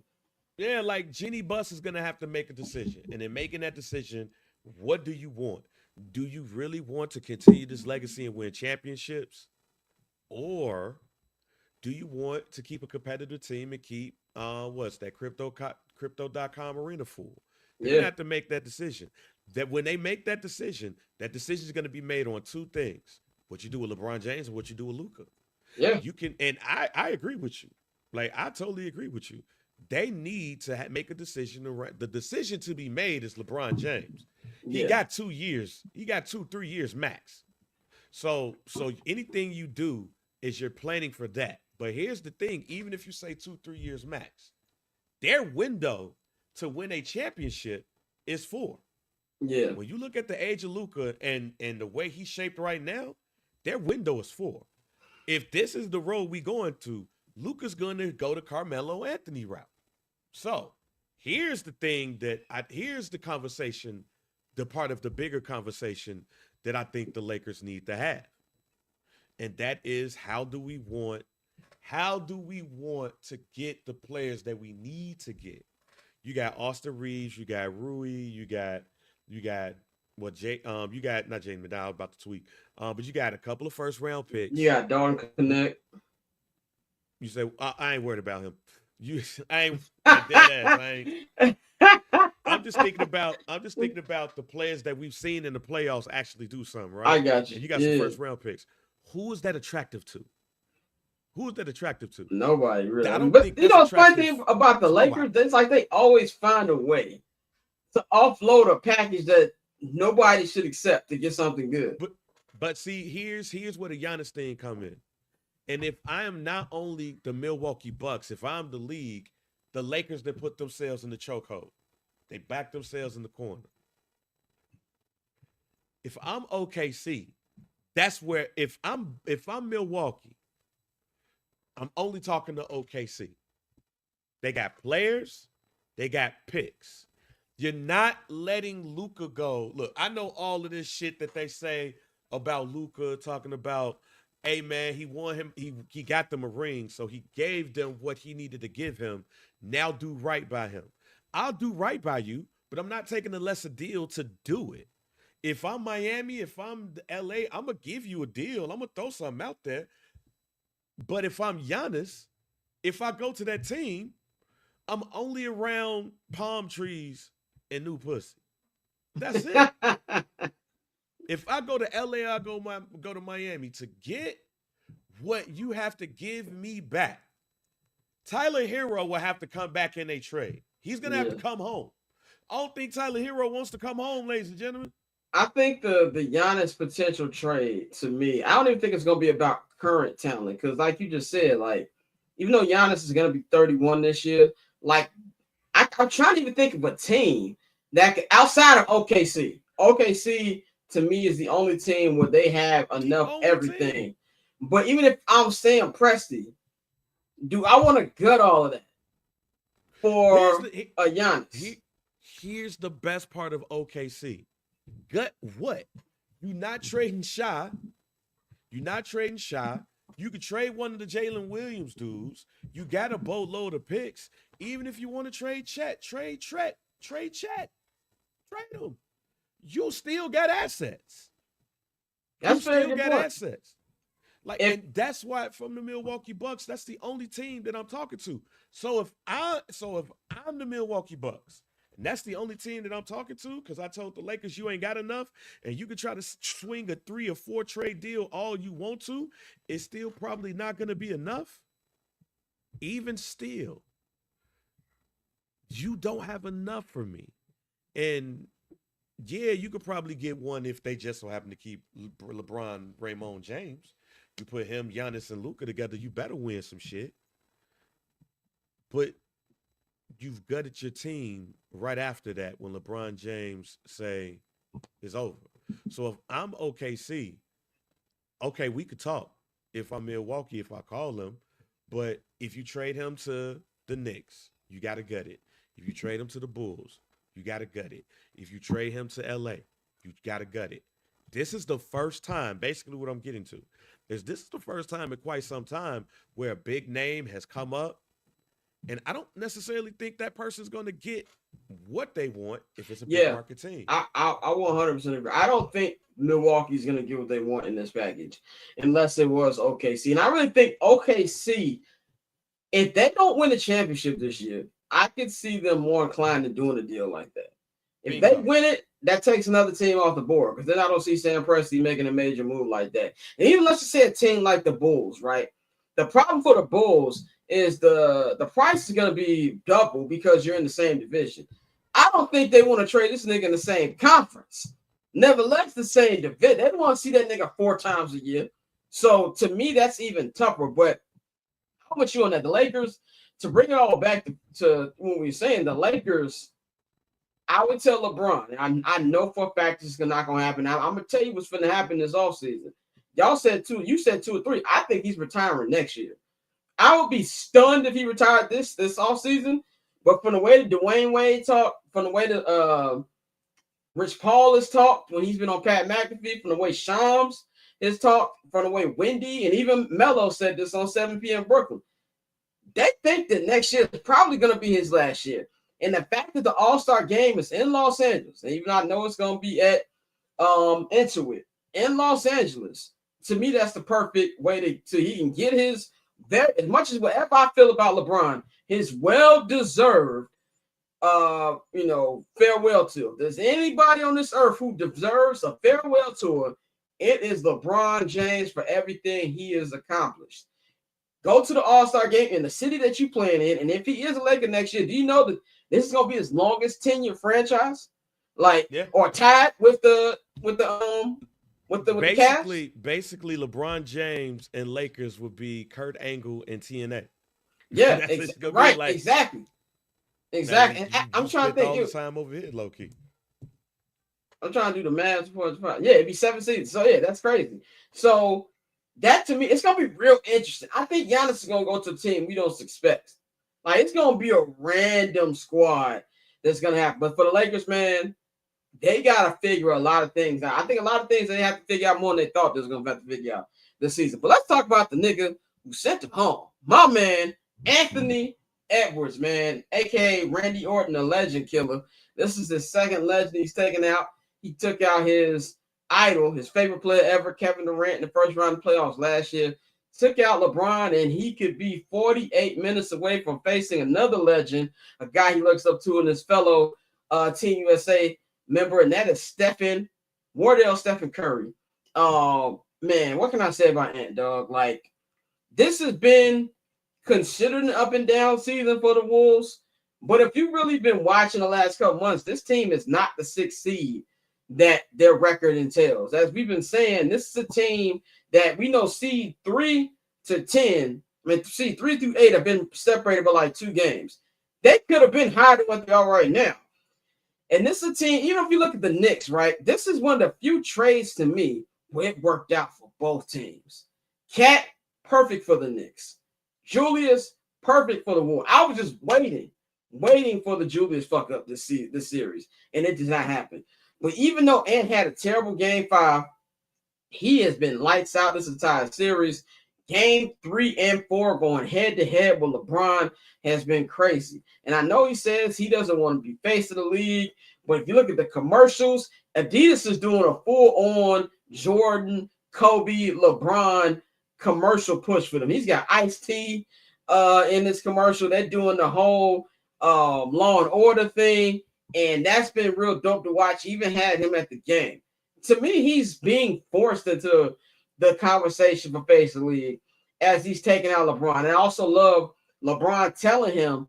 LeBron told him basically what Tim Duncan and others were telling LeBron, like, oh, go ahead and do it now. He told him, all right, go ahead and take care of it. And I think the Wolves got a legit shot to make the NBA Finals, man. If you're looking at the rest of the teams that's available, you can argue that he's at worst second best player in the playoffs right now. But I just loved what I saw from Anthony Edwards. I loved the trolling he did, saying Ant-Man, Superman, Batman, Lakers in 5. Walking to the hotel, a lot of people asking how far is that walk. Wasn't that far walk. Crypto.com arena is surrounded by hotels in LA Live. Not that far away, but I loved how even the Laker fans had to show love to Ant. And I love Ant for being himself, man. That's what I thought was dope. And they got a real good shot, man. What you see from Anthony Edwards this series and just his growth, and is, we talk about different opportunities. I feel like this is an opportunity where he has to take advantage of it. And this is the second year he has a legit shot to the NBA Finals. A dog. I don't know if they have enough when you look at OKC and the Clippers. And the Clippers too. I don't know if they have enough for that. But if you have Ant-Man on your team, that's all you need. That's my only worry when you got to go up against OKC or the Clippers in the Eastern Conference Finals. Or Denver. My bad. I don't want to completely say that Denver's out of it too. When you got to go up against one of those teams, man, I don't know if they got enough. With that being said, I love watching him play. Like, I I saw something that Kevin Durant said. He's one of us. And goddamn right. He's the throwback of throwbacks. I know people be sitting up there talking about the Michael Jordan thing and stuff like that, but they ain't lying. They ain't lying. It ain't just because they look alike a little bit. It's because of the mentality that both of those players play with. So I love watching him play, Landon. I love watching him play. I love watching this Minnesota Timberwolves team play too, because I also believe that they're like a throwback to the 80s and 90s teams. Like you got Ant, you got Randall, you got a whole bunch of grinders and dogs. I love this team. I just don't know if they got enough firepower. And I love my man A-Rod being the owner, bro. A-Rod's one of my favorite players ever, man. I definitely fanned out when I met him at a Clipper game. Like, was it last year? Yeah, it was last year. Yeah, I'm with you. Jay McDaniels, yeah, he's a dream. We gotta shout out Jay McDaniels. Remember when he said they got KD, we got Jay McDaniels? That ain't as funny no more. It ain't as funny anymore. Jay McDaniels, Hooper. Rudy Gobert had an ESPN Classic the other night. Almost 30 points, 20-something rebounds, bro. He was unstoppable. And we got to give 27. See, that's my point about the Lakers. That man had 27 and 24. And I know I didn't see this on the rundown. But I'm going to throw some shade at JJ Redick real quick. Oh, yes, please. Go ahead. Not because of what everybody is saying. Not because of what everybody is saying. It's because all of that new school shit you was talking about got taken away by the old school playing niggas. Yep. Sure did. Definitely did. And then also, you can't, I've been in media. I'm in media. I know that some media ask stupid questions in the post game. That was not a dumb question. I thought it was a legit question. Like, Nick, you played nobody on the bench. Why are you getting the attitude for? Like, and that just goes with his Duke elite feeling he has, where he just feel like he's so much smarter than niggas. And I also feel like the media handled that very well, because I had to talk to myself about responding to that nigga.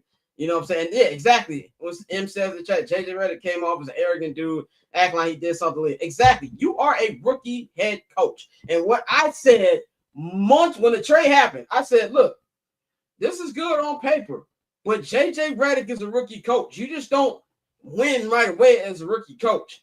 And that was a big thing as well. It just pompous, arrogant, man. I'm a fan of JJ, but I didn't like that.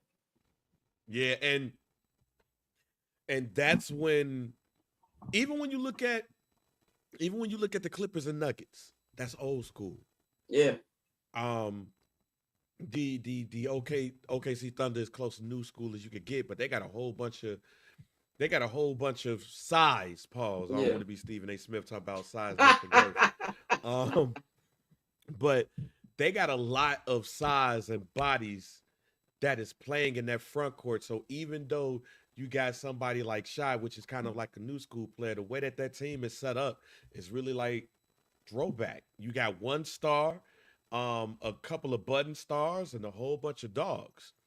The Lakers thought that they could get away with Luka and LeBron and five games named bang. It didn't work. And JJ Redick thought that he could put a smart new school approach to this, and it don't work. Look, man, JJ Redick would be the greatest college coach of all time. Yeah, he'd be great. In like 30 years, he'd be like, the way he coaches, he could be the greatest college coach of all time. But in the NBA, he can't act the way that he acted before and after that game. And he got out-coached. Like, when you look at every coaching metric, he got out-coached. That what was supposed to happen. But I'll also throw this out there just for a little LeBron shade. You got a coach that thinks he's the smartest man in the room. You got a player that thinks he's the smartest man in the room. The two smartest niggas in the room lost. To dogs. To dogs. Yep. And Chuck and Shaq said the same thing you said before Game 5 started. And then we got to give a little love to Coach Finch as well. I believe he coached a hell of a series, man. He don't get really any credit when it comes to the Timberwolves. You gotta give him some love about that, man. But last night, New York Knicks survived by winning a very close game. Every game in this series was close against the Detroit Pistons, 116-130. Jalen Brunson just rocked one of the Thompson brothers last night. He had 40 points, 7 assists, doing what he does once again. And the Knicks will be moving on to face the Boston Celtics. I'll say this about this series. This series played out exactly the way I thought it would be. I thought it would be a tough 6-game series. It was. I love Jalen Brunson as a player. He is severely underpaid. I think we're going to look at that as one of the greatest. That's his fault. Yeah, it is his fault. It is his fault. But even before that, obviously when he got paid, we didn't know he'd become this. But I'm just saying it's a bargain that the Knicks have on. But I do think we're going to look at that maybe 10 years from now as one of the greatest free agent signings ever. You know, we can look at the greatest list of Knicks ever. He's definitely the best Knick, in my opinion, since Patrick Ewing. Like, and I love Melo. Melo is one of my favorite players ever. I am a Melo apologist. But Melo, unfortunately, didn't have the playoff success of Jalen Brunson. Now, granted, Jalen Brunson only got the first round. Melo never made out the first round. So, and when it comes down to the clutch, he's the only Knick player that I can remember that I'm like, that's going in. And when it comes to best point guards, I had to debate my man, Al Patron, friend of the program. Al's a massive Knick fan, as you know. He told me he was the best point guard in the NBA. I'm like, look, I'm still taking Luke over him. I'm still taking a healthy Kyrie. And we all know I'm taking Wardell over him. But he's definitely in the conversation. Having said all that, the reason this series, the Pistons could have easily won this series if they had basketball IQ over higher than the number 2. Like, they had a lead in the fourth quarter in every game, and they jacked it in every loss that they had. That was the problem. Tom Thibodeau, we know as Bulls fans, does not know how to run offense. That's why I believe the Celtics series is going to be very quick. The Celtics, once they realized that the Magic were going to punch back, they handled that very quickly. And I think from a storyline perspective, this is going to be a fun series because you got 2 legendary, iconic franchises going at it. I think they've met the most out of any team in the playoffs in NBA history. You've got star power in this. You got both gardens. You got rabid fan bases, and you just got the overall hate between the city of New York and the city of Boston. From a storyline perspective, is going to be great. The actual games, I don't think are going to be that good.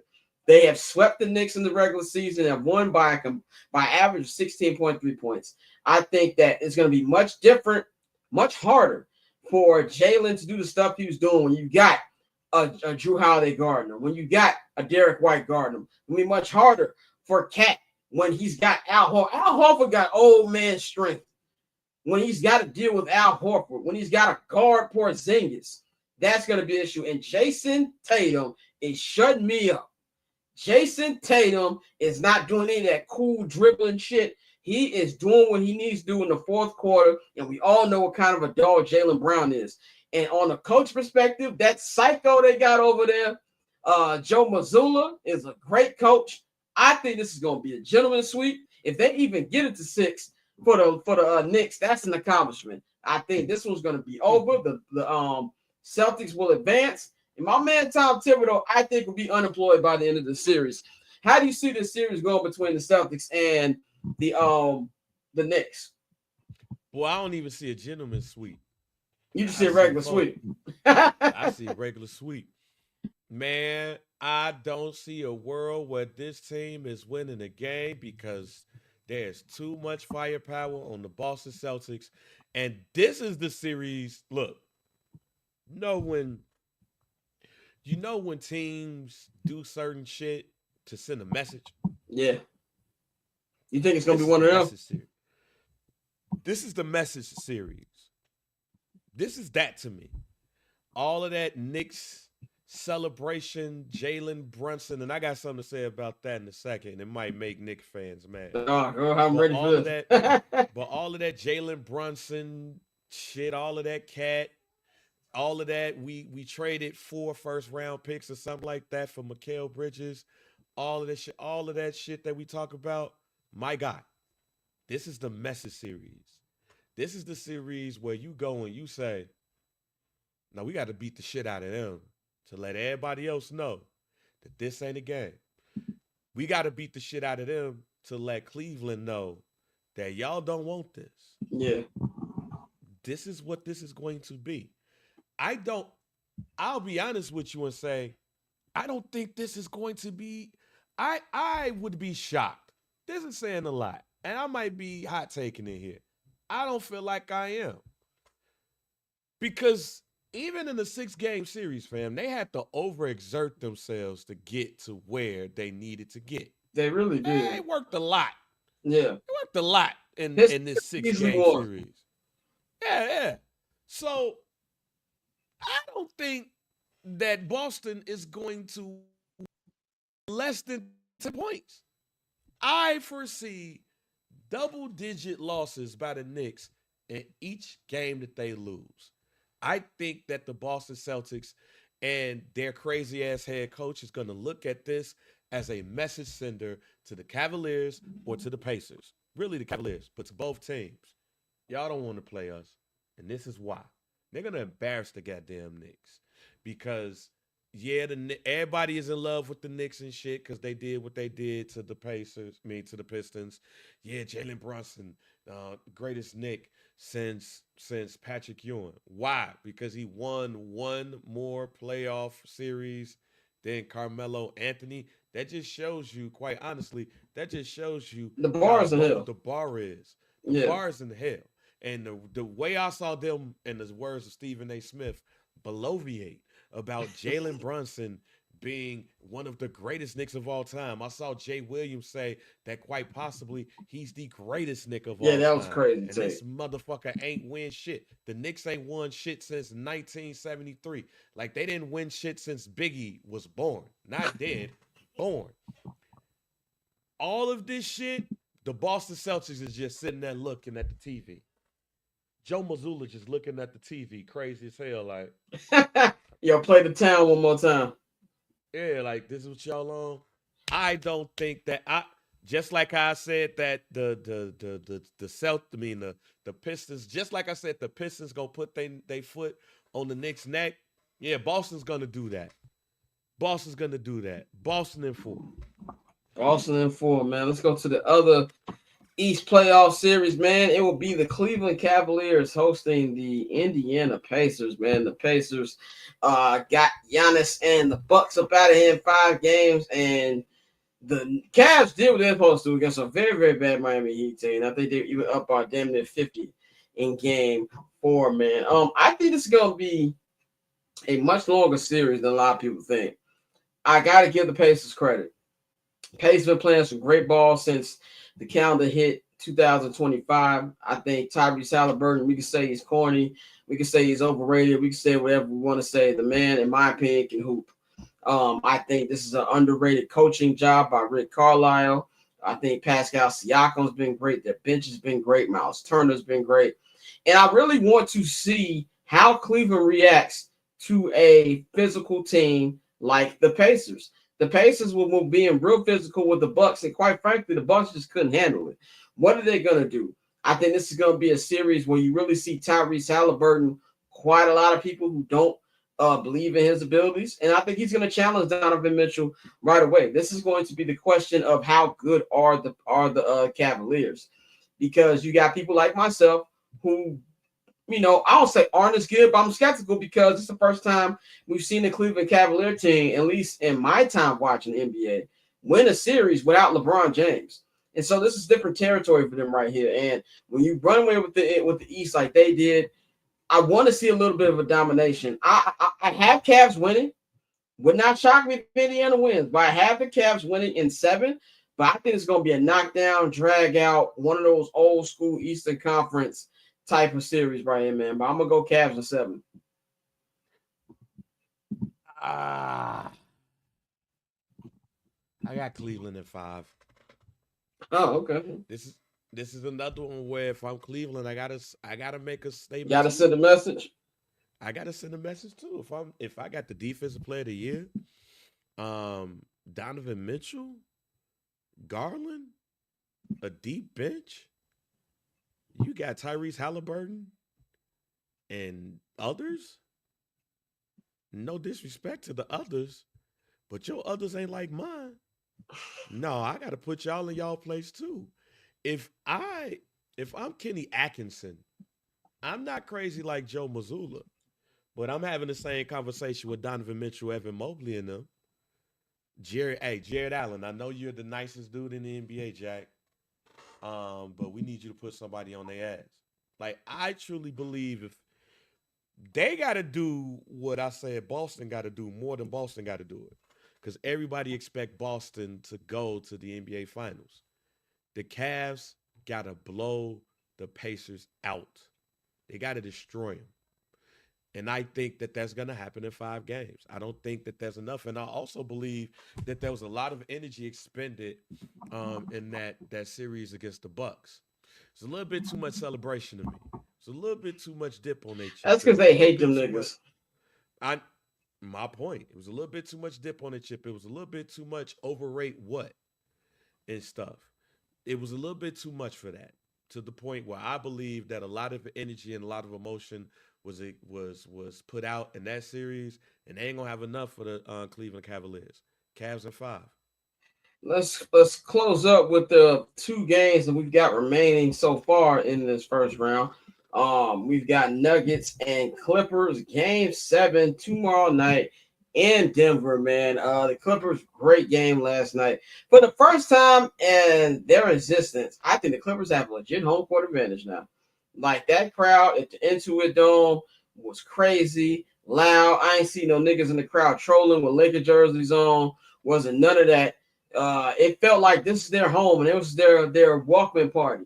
I love to see healthy Kawhi, man. I'm a big Kawhi guy. James Harden, y'all know I've never been a Harden fan, but Harden has been really good in this series. Was really good last night. Norman Powell, but the MVP of this series has been Zubac. Zubac has been going crazy. I have never in my life seen somebody defend Nikola Jokic the way he's defended Jokic. Jokic has really not played good this series. Like, yes, he's had a lot of triple doubles, but he has been struggling offensively. When he missed that layup in crunch time last night, if that was Russell Westbrook, they'd be ready to hang him. That's how bad that miss was yesterday. And even when they won game 5, he was held to 4 of 13 shooting. So I think this is going to be a highly contested matchup. Said low end Black Dante was here. Shout out to Dante in the chat. But it's going to be a very, very competitive game. But in game 7s, I always roll with the team that has the best player. And Nikola Jokic is the best player. They have home court advantage. I think there's going to be a chess match here. I trust Ty Lue way more than I trust Little Adelman. No disrespect to him, but he's a rookie. This is his first playoff series. It's game 7. Ty Lue has been there, probably won the most important game 7 of all time. If the Clippers don't do any Clipper shit, they will win. But I've just seen them do Clipper shit too much in my entire life for me to pick against them, to pick them. I'm going to go Denver in a very, very close game. I think Nikola Jokic gets the job done. They will move on to face the Oklahoma City Thunder. 2 things. One, is Kawhi really healthy? Yeah, he's healthy. He's been playing back to backs. He's been hooping. It hurt watching him run. That's why. Like, because he looked like it hurt when he running, but yeah, because when he got that little breakaway dunk and he started walking back, I was like, yo, is that motherfucker really healthy? Is he really, or is he pushing through? I that just shows you how I feel about the Clippers. Like, man, I feel like they're a game away from Kawhi saying, "Oh man, I don't know about this second series, man." They're not even a game away. They a play away. That's always on the table. Yeah. Like when I saw him run back, I was just like, "Yo, I just feel like he like, yo, this is it for me, y'all. I'm gonna play my heart, but this is it for me." With that being said, I'm picking the Clippers, man. I don't trust Little A either. I don't trust him either. And Zubac has been key. But when I look at not only Ty Lue, but Jeff Van Gundy over there, underrated, coaching his ass off too. Yeah. Like Jeff Van Gundy out there looking like, yo, y'all need to hire me next season. Like, what are y'all doing? Like, don't fill these positions yet, my nigga. Like, come on, stop playing. But their coaching staff has been, I think, the biggest key in this series for the Clippers more than anything. They've been putting them in the right places. Um, but shockingly enough, I trust the Clippers more than I trust the Nuggets right now. So I'm going to pick the Clippers to win this series and go up against OKC. That's gonna be a fun series, man. Final thing, I'm gonna be real quick with this. Warriors Rockets tonight, game 6.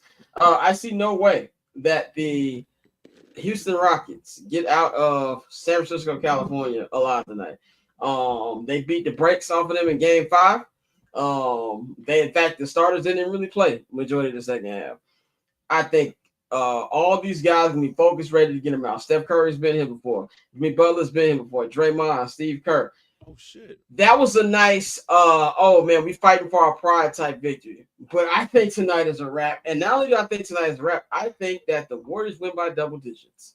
That's what I think is gonna happen tonight, man. And we're gonna get the series that I want. Steph versus Anthony Edwards. How you got tonight going? Oh, my bad. I just saw some releases in the WWE. Wow, that's wild.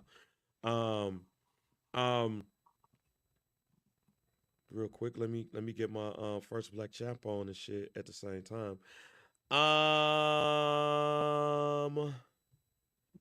ugh. The Warriors better win. Let me just say this. If this this might be hot taking it too. This might be hot taking it too. I don't think it is though. Them boys better win tonight because you do not want to go to Houston with coming down what 3-1.